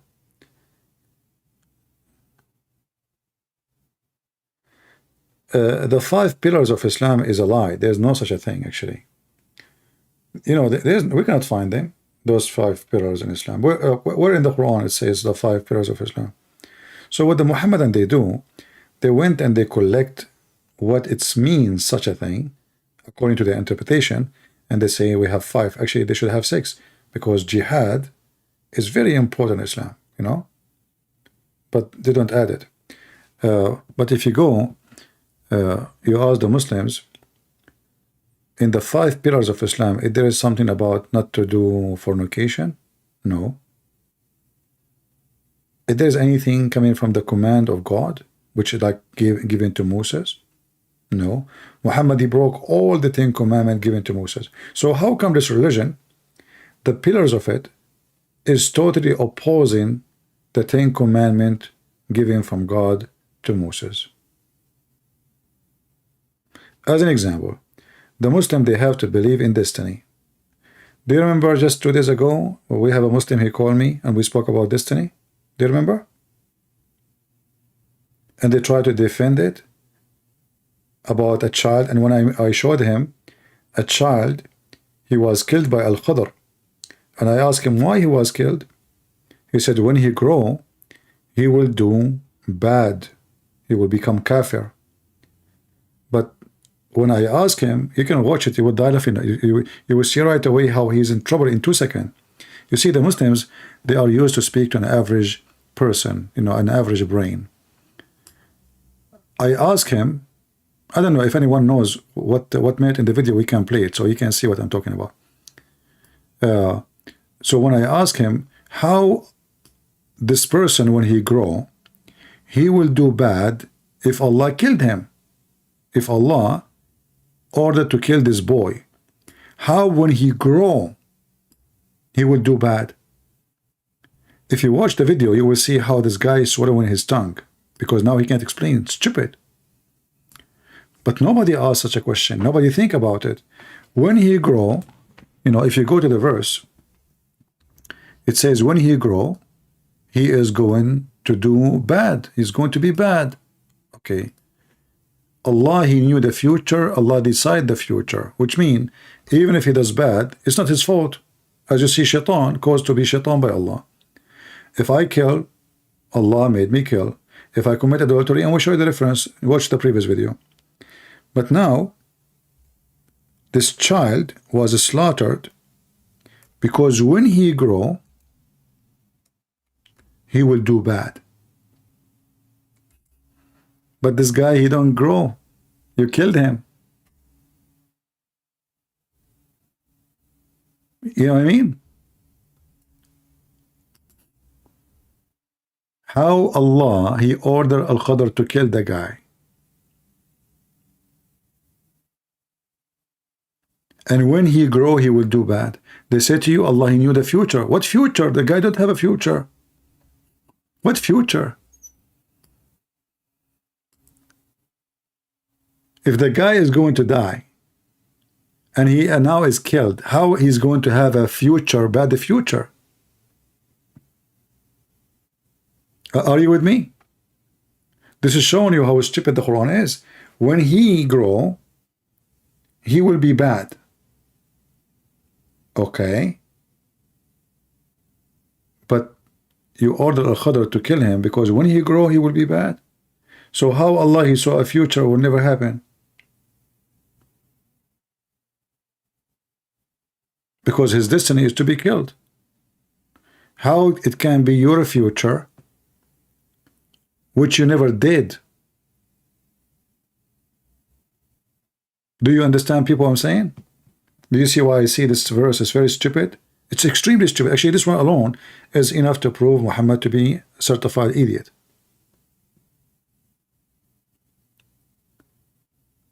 We killed the guy, and he is a boy.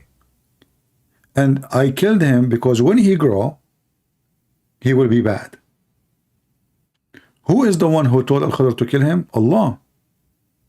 Okay. But don't Allah, he knew that this boy will not live anyway? How his future will be bad? Don't Allah knew that he decided that he will die when he is a child? So how Allah, he speak about bad future? Stupid. Same time, how many times we heard the Muslims speaking about why, brothers and sisters, why Jesus Christ will die for your sin? The Quran says nobody will die for the sin of anybody. Hold on. This guy did not even do sin. Where is his sin? Where is his sin? He did not do any sin. Why are you killing him? The Quran, brothers and sisters, says if you killed one mankind, innocent mankind, as if you killed mankind. This is a verse from the Old Testament. This is about Moses. Even the Quran confirms it's about Moses. But you just killed an innocent person. Because an innocent person is a person who did not commit a crime. If you say he will do it in the future, still he's innocent. This is what innocent is. And even Moses, he said to him, why you are killing an innocent child? Boy, it's a boy. Why you killed him? And his family are Muslims, supposedly.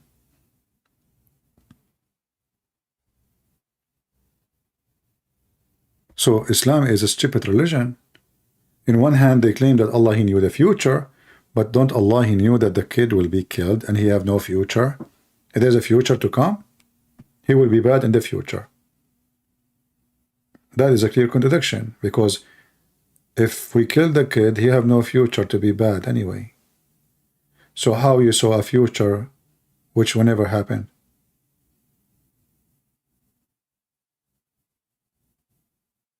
No, this is not Zakir Naik, this is really Dawah.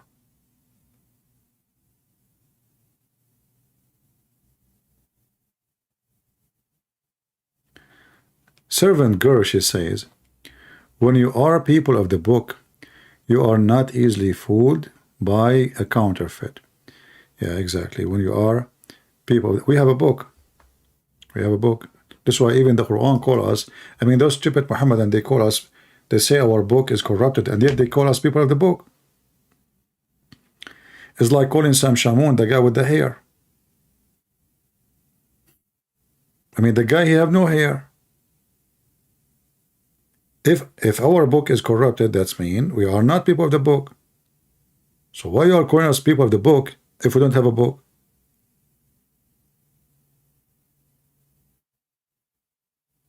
Right?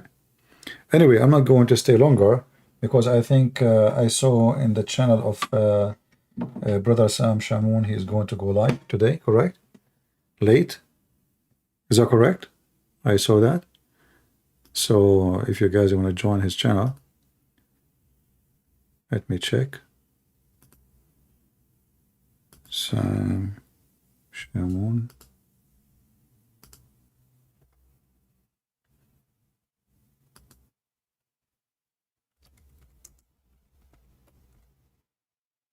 We asked people to make a summary video of my previous video about Lili Dawah. Nobody did it. Nobody. Lazy people. Let us see his coming live. Oh, it's 1:30 a.m.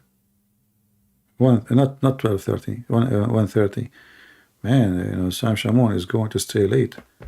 Maybe he is not in America. I don't know. Anyone have a question before we go?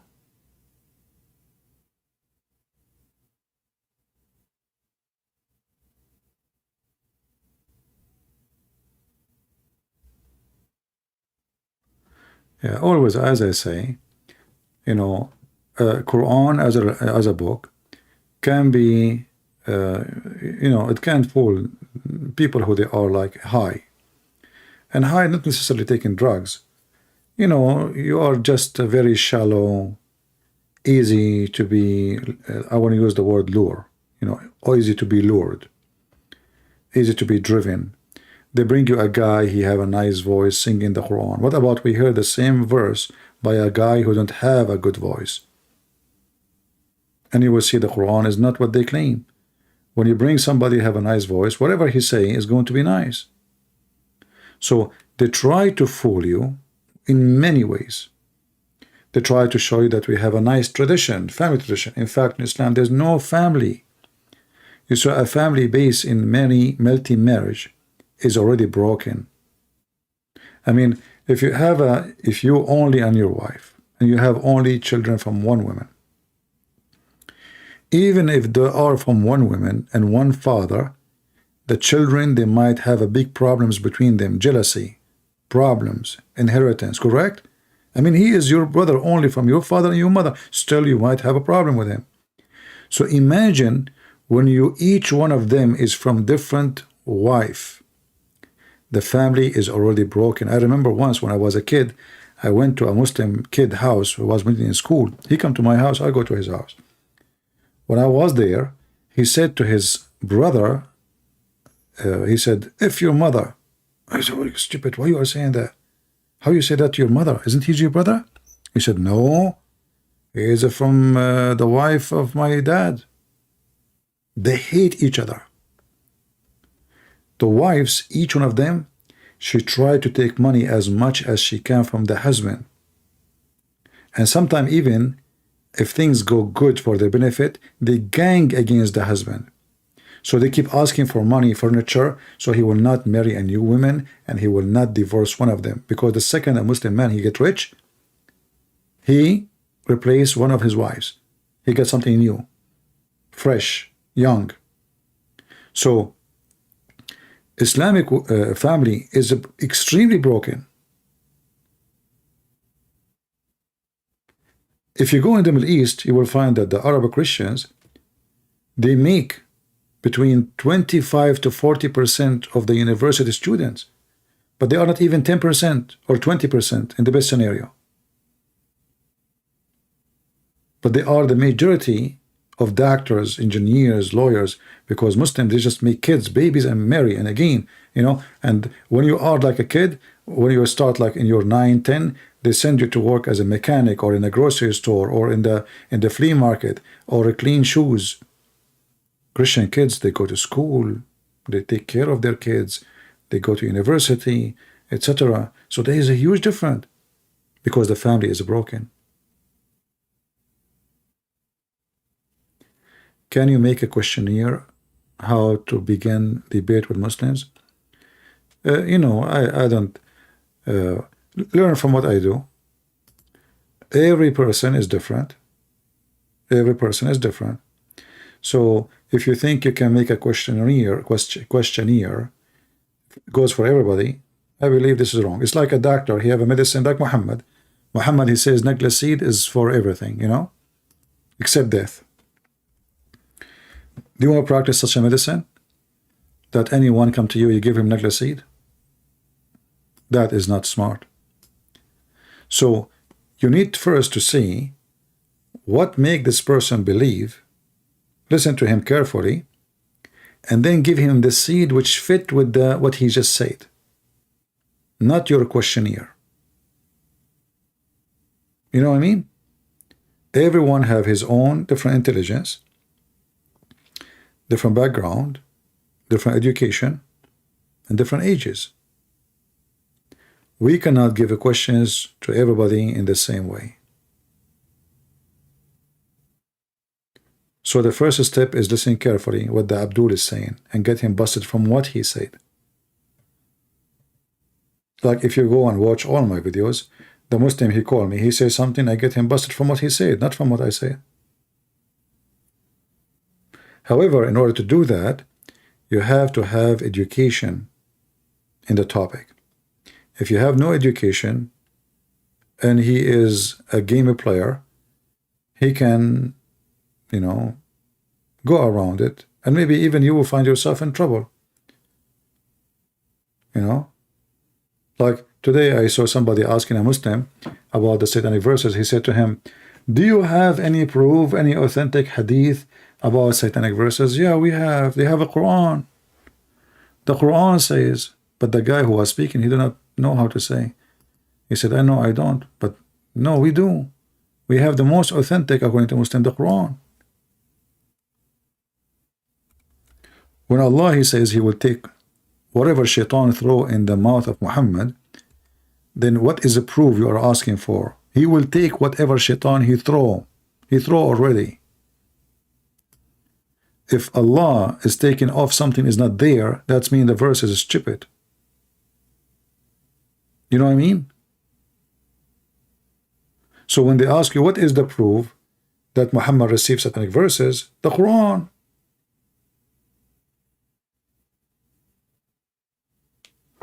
And look at the translation, you know, but Allah will supersede the tempering of Satan and confirm his verse. This is not what it says.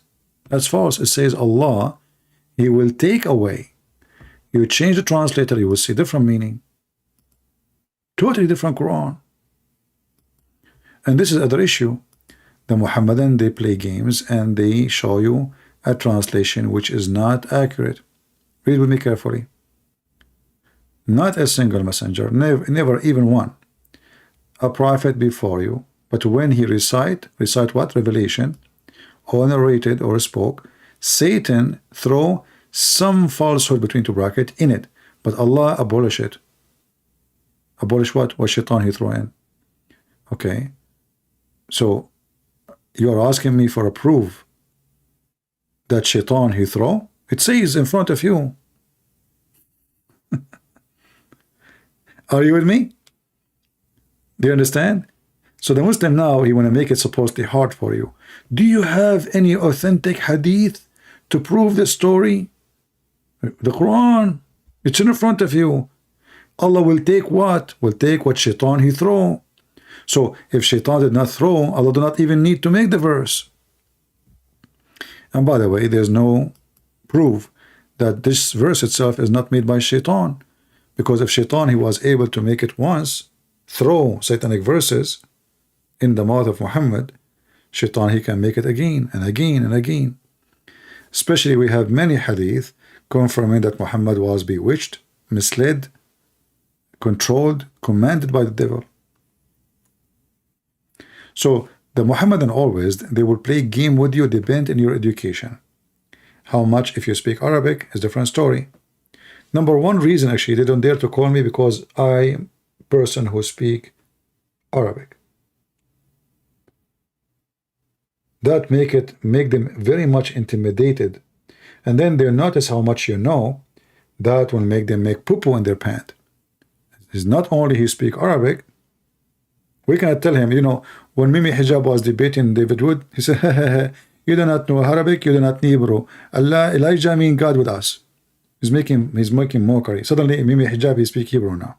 You know?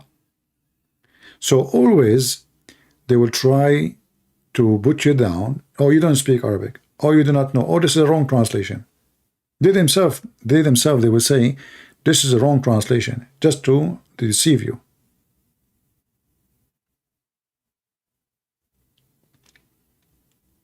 But I have an easy way, and topic today is very easy actually to prove the Islam to be false.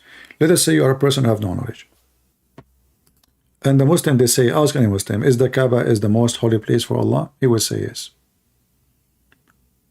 Okay, how the Kaaba is flooded by poo-poo? Why Allah allow it? Very easy, you know, prove that the Kaaba cannot be the house of God. Especially this is like a house location chosen by God. Allah, he sent angels from heaven, and he sent the black stone, which is what was white, for a specific location, like just to mark the place, supposedly. This is the mark of the building. And then the Kaaba is covered by poo-poo. If Allah is God and this is his house, can't Allah lift his house up by making say, hey, Kaaba, go up, the holy ground of Mecca, go up, it will never be flooded. In 2 seconds we prove Islam to be false.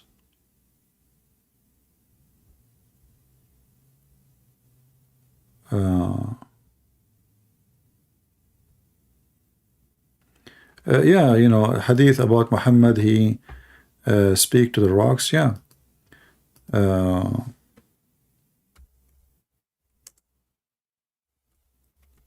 this rock loves him actually. She always say to him, Assalamu alaikum. Even there is a mountain, the mountain agreed him, you know. Yeah. Each time he walked by the mountain he, you know, speak about how much he loved Muhammad. And the other one, the hadith about the rock, let me find it for you. Obviously Muhammad is a crazy man, mentally ill, you know. You know, each time he walked by the rock, that rock, specific rock, this rock say to him, Assalamu alaikum, Prophet of Allah.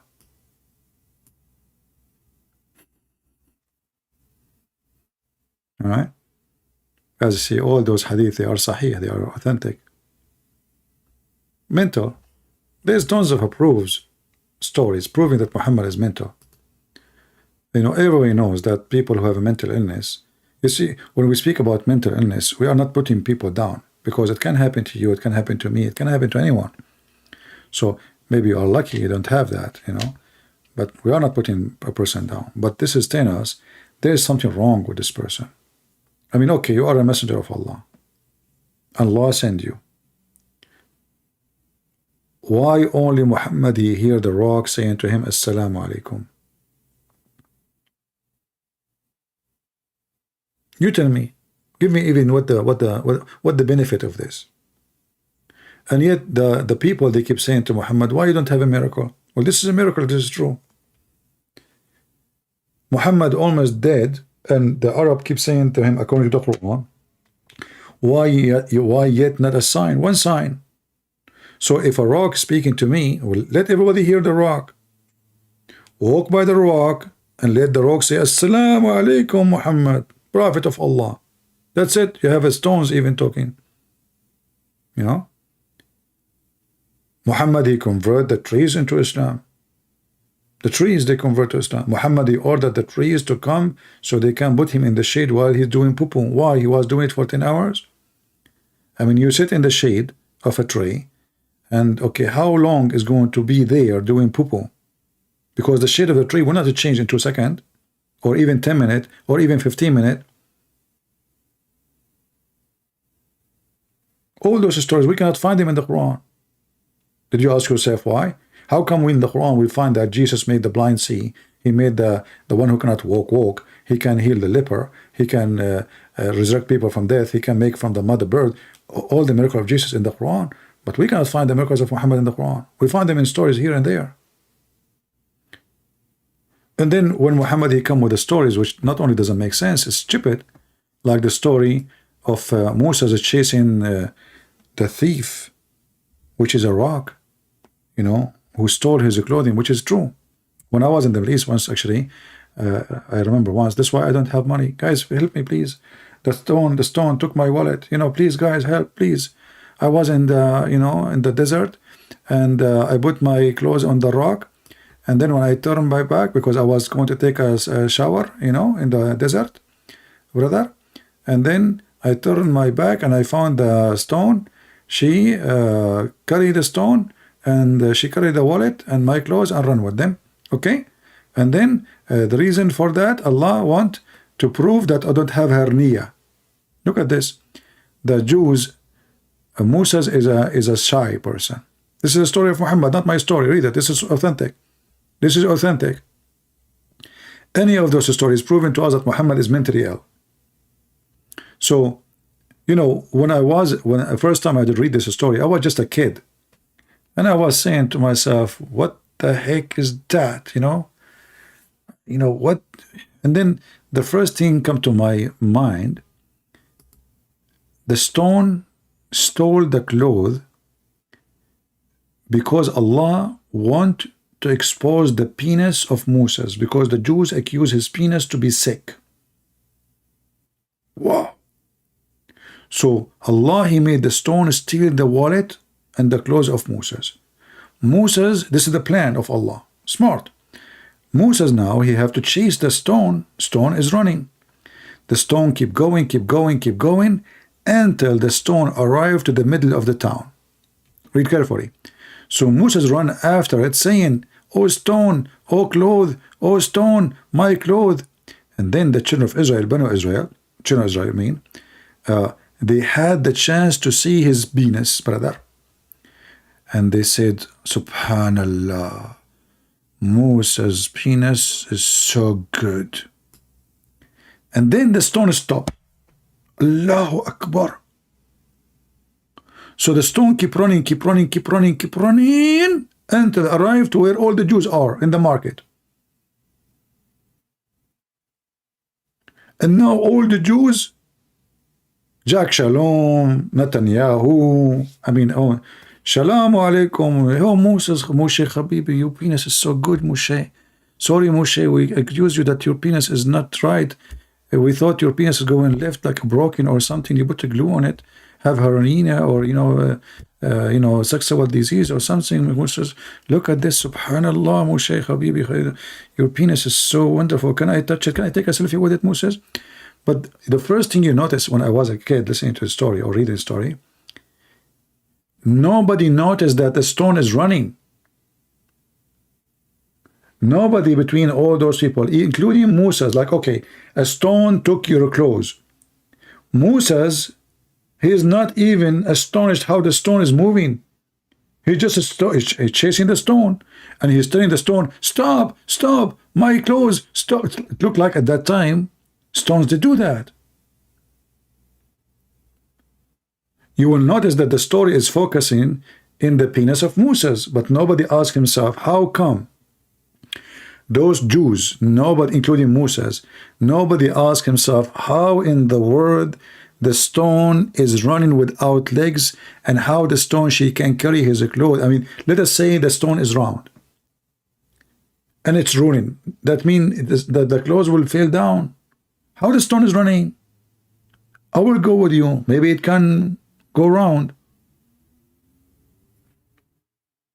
How the, you know, I mean, the story doesn't even fit for a 5-year-old kid.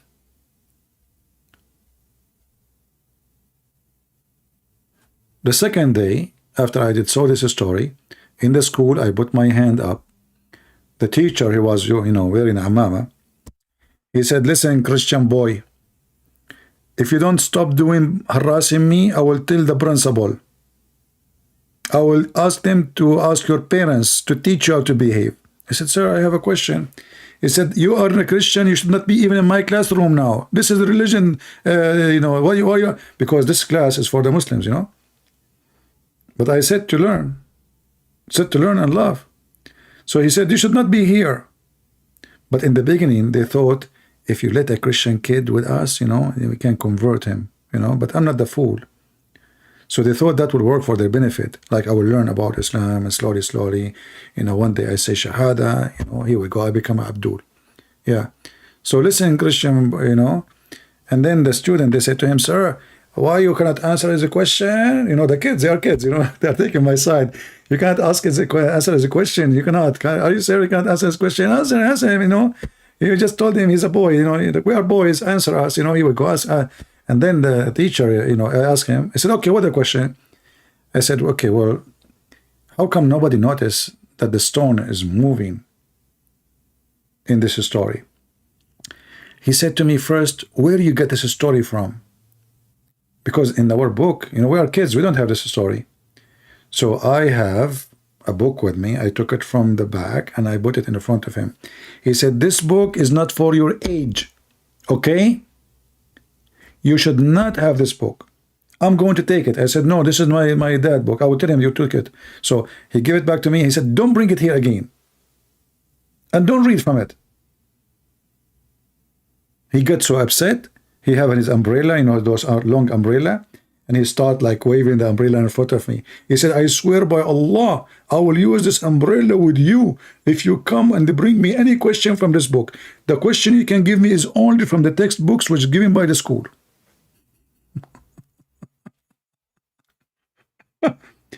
The textbook in the school is just nothing. There's nothing there. You know, Prophet Muhammad was the most amazing. He married to Khadija. She was a wonderful woman. He, you know, he's against the idols. The Jews, they hate him. Allah made them pigs and monkeys, you know. Yeah. Yeah, I remember once I asked the teacher too about the pigs and the monkeys. I said, sir, why he made them pigs and monkeys? He said, they broke the Sabbath. Are you deaf? I said, but Muslims don't keep the Sabbath. He said, we should not keep the Sabbath. This is for the Jews. Allah command the Jews. I said, okay, but Muslim, they break Friday. He said to me, we keep Friday. I said, but Muslim break Friday. They work on Friday. He said, this is different. I mean, this is stupidity. How if you break the Sabbath, Allah will make you a pig and a monkey? And how Allah gave the Muslim a Friday instead of the Sabbath? And the Muslim, they break the Sabbath, and Allah don't make them pigs and monkeys. Anyway, so, I mean, this is a very stupid... I mean, have you ever heard of such a stupid story? You break the Sabbath, I will make you a pig and a monkey. But somebody here rape a woman, Allah will not make him a pig and a monkey. And how they break the Sabbath? Because they did fishing in Saturday. Because they were hungry. Allah, He made the fish. The Quran says that. This is not even hadith. You know? Allah, He made the fish come in the top of the water and dance ballet. Only in Saturday. And those Jews, they are living in an island where we do not know.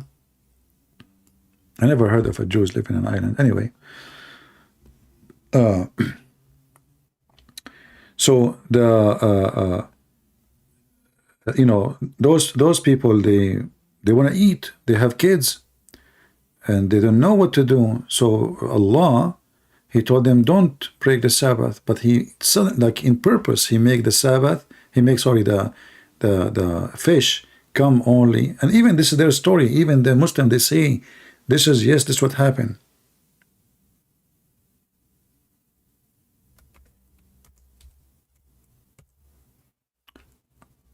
If you read carefully,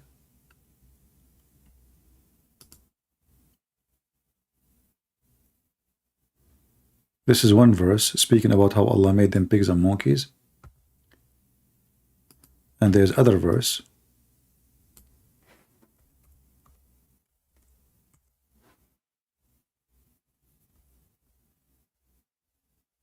Here.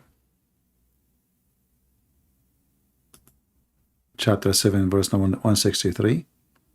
So this is the village where those Jews, they live. Allah command them not to transgress in the matter of Sabbath, i.e. Saturday, but when their fish come to them openly on Saturday. Only. You read the interpretation, you will see that Allah, in purpose, He made the fish disappear the whole week. And He made the fish only come in Saturday.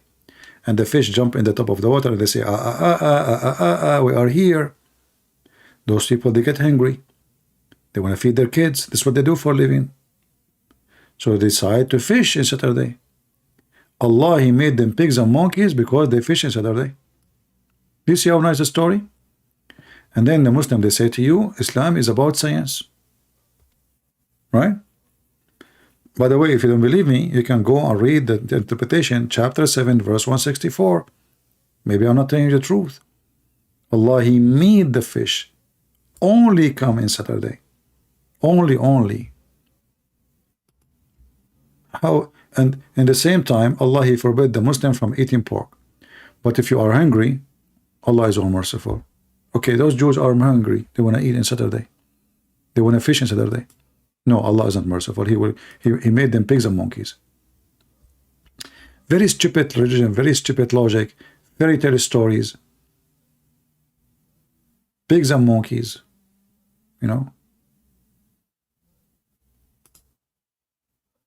Pigs and monkeys, He made them for breaking Sabbath. People kill, people lie, people steal, people cheat, people fornicate, people rape kids, people, and then for fishing in Saturday, we made them pigs and monkeys.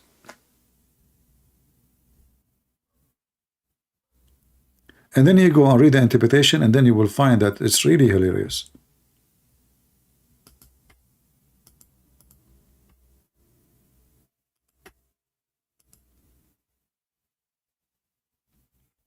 Just to show you, I'm not the one who's making, you know, I mean, the meaning up. This is what they believe. This is what they believe. You can read Ibn Kathir. You know, the fish come only to them in Saturday, visibly. Only in Saturday. In the other days, the fish disappear. Who made it this way? Allah.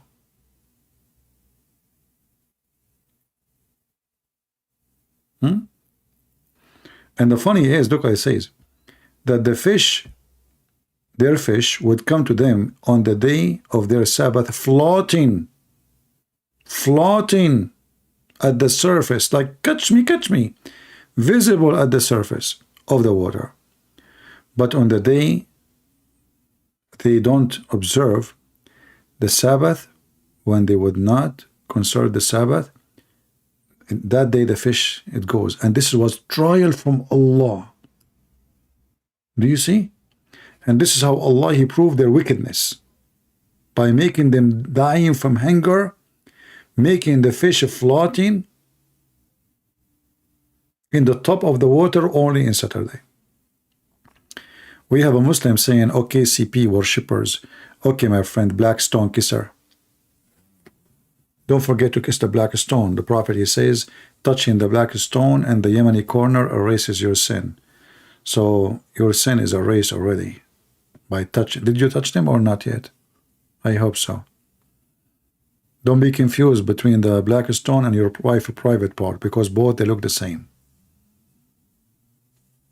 So, you know, like answering the question about how to debate Muslims, always is depend you are talking to who. Every one of them have different way of deception. Like there's the kind who will say to you, I don't accept this interpretation. Now you have to deal with him. Or I don't accept the hadith. They think they can save themselves by saying I don't accept the hadith, like Fakira, you know. Oh, I don't follow Ibn Kathir. Oh, Al-Qurtubi. They try everything. You think you have a lot of evidence, and then they will try to strip you from the evidence one after one. So right away you will notice they claim I don't accept hadith. Why? Because there's many fabricated hadith. Okay, what about the interpretation for the Quran? Oh, I don't accept. You know, they are human. The one who give interpretation, they're human. I'm a human. I can give. Well, if you don't accept their interpretation because they are human, then how you accept your interpretation? You are human too. So when you debate a Muhammadan, you have to play his game. They don't debate. An honest Muslim, he will turn immediately into an ex-Muslim. They play games, they don't debate. And as always I say, you cannot debate a liar, but you can get him busted. So you need to use your skills, your knowledge, your intelligence to get them busted, not to debate them. I never debate a Muslim. I get them busted. Debate can happen only between two honest people. Honest. You have to be honest. You tell me your belief, I tell you my belief. They don't. They play games, they lie. They do mockery. You know, when Mimi Hijab, he said to David Wood, he said to him, your God have a body part. And Mimi Hijab, he answered saying, who said so? But he knew all the Muslim believe he does. Even his own gang, they have videos in YouTube saying, yes, Allah have hands. Allah have feet. Even himself, actually, later he made a video saying, yes, Allah have a body. But in the debate, he made a mockery of David Wood, and he made himself, he never heard of it.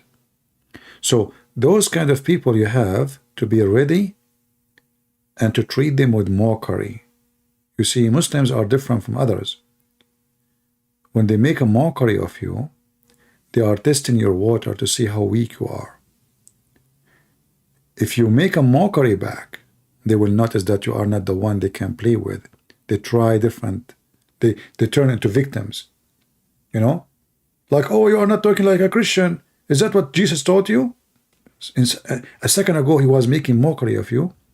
But then he noticed that, oh, you are not the guy you can mess up with. So suddenly he said to you, oh, is that what Christ, he told you? Make fun of people? Is that how Christians behave? So suddenly he wanted to be Christian. But a minute ago, he was making fun of you for being a Christian. You know what I mean? Satanic. If you follow Jesus, they make fun of you. The second you start making mockery of their cult, they ask you to be Christian. In their mind, they believe that a Christian means submissive person. A person is so easy to control, peaceful. But this is false.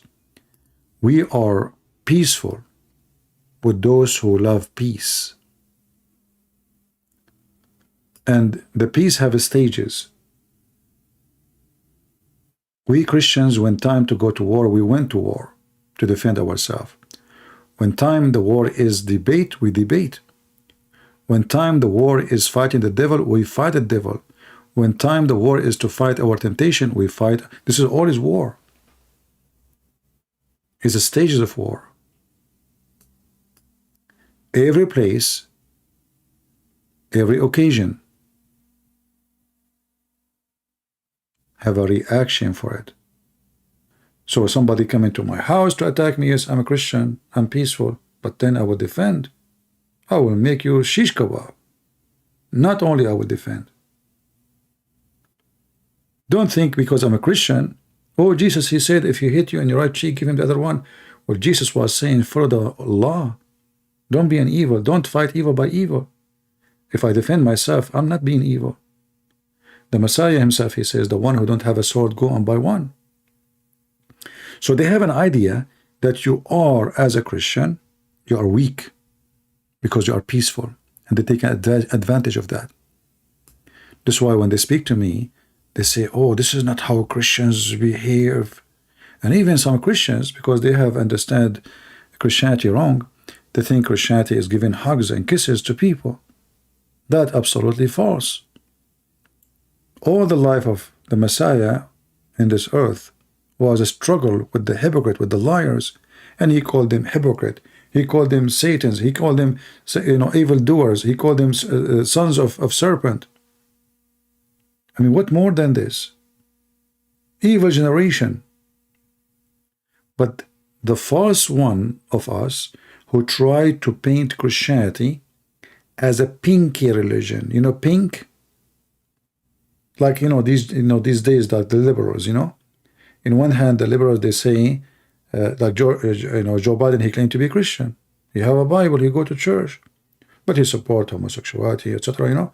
So we don't want to mix ourselves with those who try to make Christianity pink, for they are not Christians.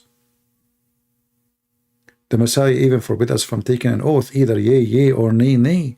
This is how serious Christianity is. Either you say yea or nay. Why you want to take an oath? Oath is for the liars. They want you to compromise. And they think that the best Christian is the one who compromises, when the fact is the worst and the false Christian is the one who compromises. The government, they have their own law. I don't compromise. I don't believe in it. I'm not going to go and fight them. I'm not going to make war, but I will not accept it. I will not teach it to my kids. I will not teach it to the Christians. They like it, they don't like it. You don't like it, take me to jail. Do as you wish. But you cannot force me to believe in your garbage. I'm born free and I will die free. Where I die doesn't matter. How I die doesn't matter. Because death is one. But the man who, or the woman, who die and they lost their freedom. Freedom not necessarily losing it by slavery, like the old style. You are a slave if you compromise. You are a slave if you say what people want you to say, not what you believe. You are a slave if you agree with people you never agree with them. You in your heart is totally against it. That is a form of slavery. And this is what the liberals are trying to do these days. They try to force on you homosexuality, transgender. They bring people to your kids, teach them how to have sex with men. I mean, very, very trying to corrupt your children to the maximum. You don't compromise.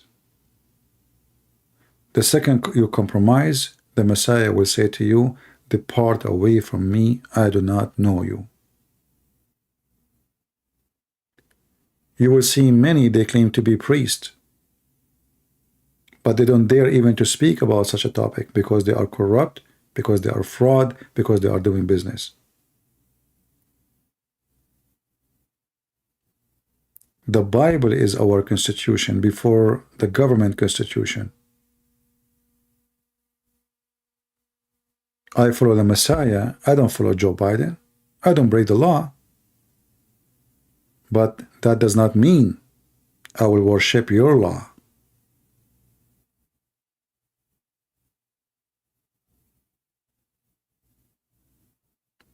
So be careful. Teach your kids what you should teach them. Don't compromise. Don't tell them, oh, we love you, and this, Jesus told us to love everybody. Okay, but tell them what that means. Loving everybody does not mean you be passive and you agree with everybody. You compromise. loving everybody by standing, shouting, saying you are wrong when they are wrong. Loving is not about giving hugs and kisses. That is a false Christianity. Loving is you trying your best to save the people from lies, from hypocrisy, from danger, from all the garbage in this world. That is love. Love is not kisses and hugs. It's not waving your hand to Jesus. So they try to color Christianity with different color. And by time, your children, they will become really passive and they obey the liberals. And slowly, slowly, slowly, you will find yourself in Philadelphia, where everybody in drugs and everybody is an atheist. Why? Because one day Christian families, they decide to drop their right. They don't fight back. So the kids go to school, they learn all the garbage, they come home, the mother, the father don't oppose what they learn because they are afraid from the government. Your kid, he grow, your kid became an idiot. And then he will start a family, and now the family is officially an idiot family.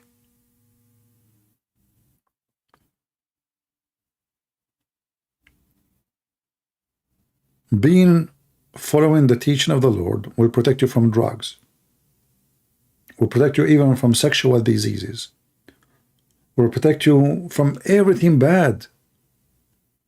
You see, you have a protection in your hand. It's the book of God. It's not the government.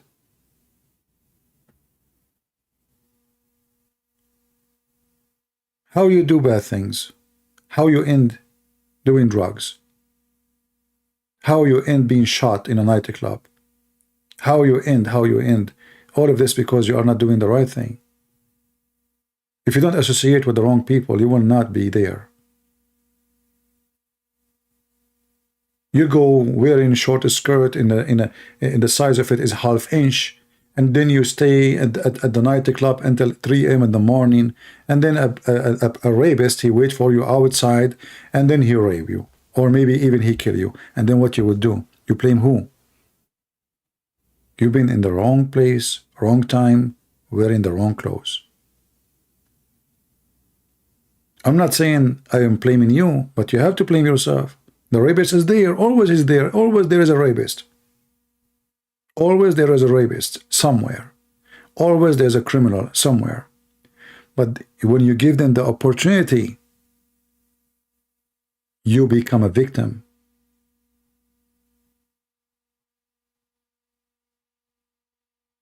Do you understand what I'm saying? So like today is what? Today is Saturday. What many people they do? They go get a drunk, nightclub. Okay, you know what? It's good to have fun. It's good to have a friend. But there is time. You don't stay late. You don't get a drunk. I don't drink. But the second you get drunk, that means you are giving opportunity to someone to take advantage of you. So why you want to be stupid? Why you want to stay late? Do you know what happened at late at night? Who's going to be in the street? Even the good ones, they will get drunk. You will end fighting with somebody, shot by somebody. Why you want to do that? If there is a way better than going to nightclub to be happy, does it really make you happy? You come back home vomiting, sick, you don't feel good the second day, you have headache. I mean, I see in the movies what they say about getting drunks. People vomiting. Why? Okay, what? So what is the joy? What is the joy in what you do?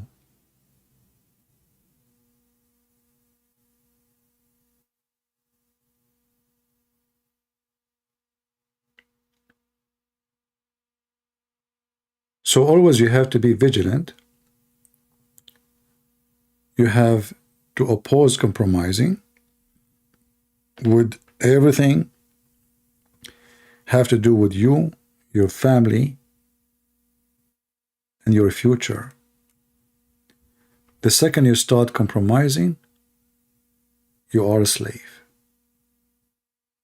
As simple as that. And if you don't defend yourself and your right, you deserve what will happen to you. Very simple. If somebody come to my door, and let us say I'm married, and then he pushed the door and I want to rape your wife. And then I stay watching. Oh, I'm peaceful, you know. Let me call the Dalai Lama, you know. Hey, Dalai Lama, you know, a guy is raping my wife. What I should do? Oh, let us sing together to Buddha. Repeat with me, Buddha, help me, Buddha, help. This is not how you do it. The rapist, you make him shish kebab. You throw him out of your house as a dog in case he's still alive. A man, a real man, he defend his life, his family, his country. Coward is the one who watch. Coward is the one who don't stand for what is right.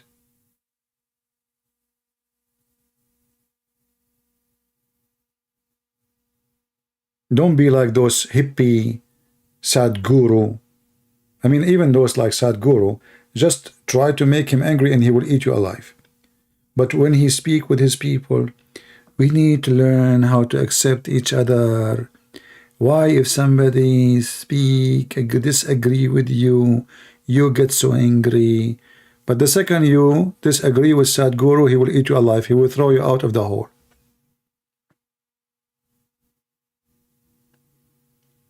And this is all the case for those gurus.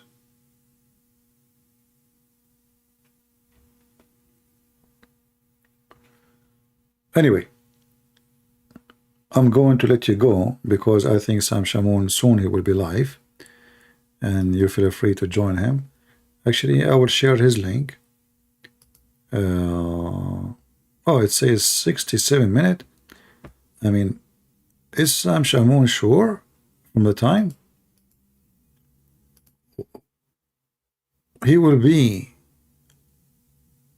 at 1:30 a.m. Ooh. Anyway, this is the link for him if you like to be there. All right. So I want to say thank you guys for being here. We don't know if we will be here tomorrow. Actually, already it is tomorrow. So take reference, save what we say, take notes, educate yourself. Knowledge is power, ignorance is weakness, and that goes for everything in life, anything. The more you know, the more you are strong. The less you know, the more somebody will take advantage of you. The more you know, people respect you, will have a place for you to talk. The less you know, people will ask you to shut up because you are speaking stupid. Knowledge is a treasure, and those who seek knowledge, they are seeking the best treasure ever. Everything by time can change. Your look, get older, get whatever. But your wisdom is the only thing will make you different in the future. Your knowledge will make you grow in an amazing way by becoming wise, smart, enjoying even thinking, enjoying reading, enjoying learning. You will become a different person. When you are ignorant, you are shallow, you are silly, you are stupid. Your joke is different. Your music is different. Everything you do is different. The way you dress is different. So knowledge can change everything in your life. Every aspect of your life. Even the paint in your house will change, trust me. The music you listen to. The food you eat. Because you will see the world in a different way. You will see even your family in different images. You will see everything you are born within differently. When you are knowledgeable, you will not be racist because you understand then the differences and what make people do bad or good. When you are knowledgeable, you will not be hateful because then you understand that hate is not for your benefit. Hate will hurt you. Justice is what we seek, but not hate. Even when somebody commit a crime against us, we seek justice. We should not seek hate. Hate is something will kill the one who carry it more than the target. You will not enjoy your life. You will not enjoy a minute. So this is why knowledge and wisdom and all of this can be taken together by being attaching ourselves to the gospel and not to listen to the fool. Go and open any chapter today. Try to do this. Open any speech the Messiah he said. Maybe you can play an audio. There's many websites they play audio for the gospel.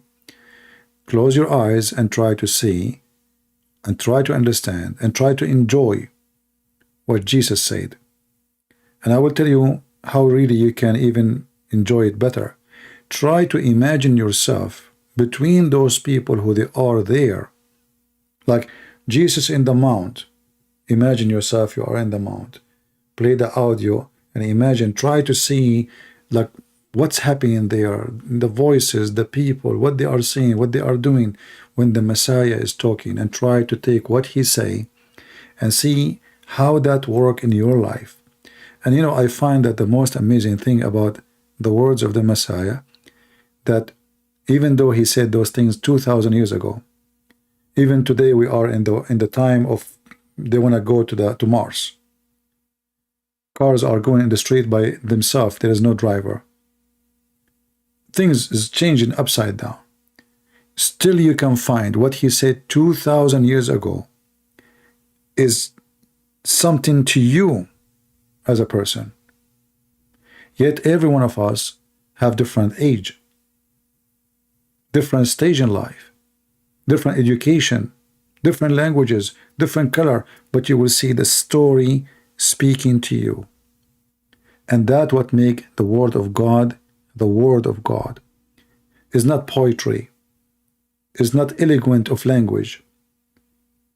The success is when the word can speak to you, no matter how old it is, no matter how far away it was.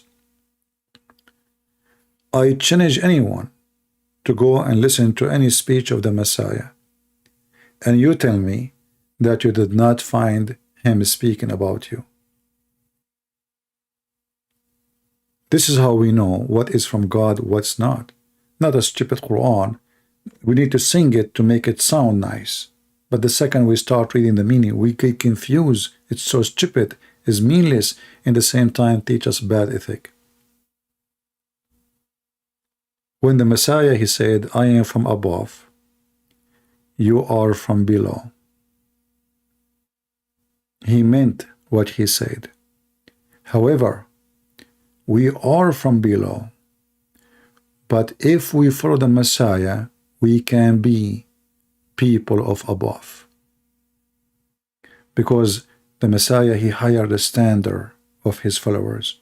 He don't want numbers. He don't want just people to believe by name. He want an revolution inside you. You take yourself up. He came down to you to take you up, not to keep you down. And the way to take yourself up to him is by reading, education, strong faith, not to compromise. And the more you are strict with that, the more you will be close with him. And remember, the one who's talking to you is a sinner. I'm not schooling you about how to be good. All of us, we commit sin. But there's a huge difference between someone, he is proud about his sin, and he made his sin as a lifestyle. The way he want to live, the way he want to die. Garbage in, garbage out. We don't want to be garbage in, garbage out. We want to be changing our life, staying away from the garbage. Enough is enough, and time for a change. So I want to say thank you all for being here. May the Lord bless you. If you like to download the video, feel free. If not, I might delete it later, so people can watch the previous video. And until I see you soon, Christ is Lord, and everything is false if it's not about him. Thank you.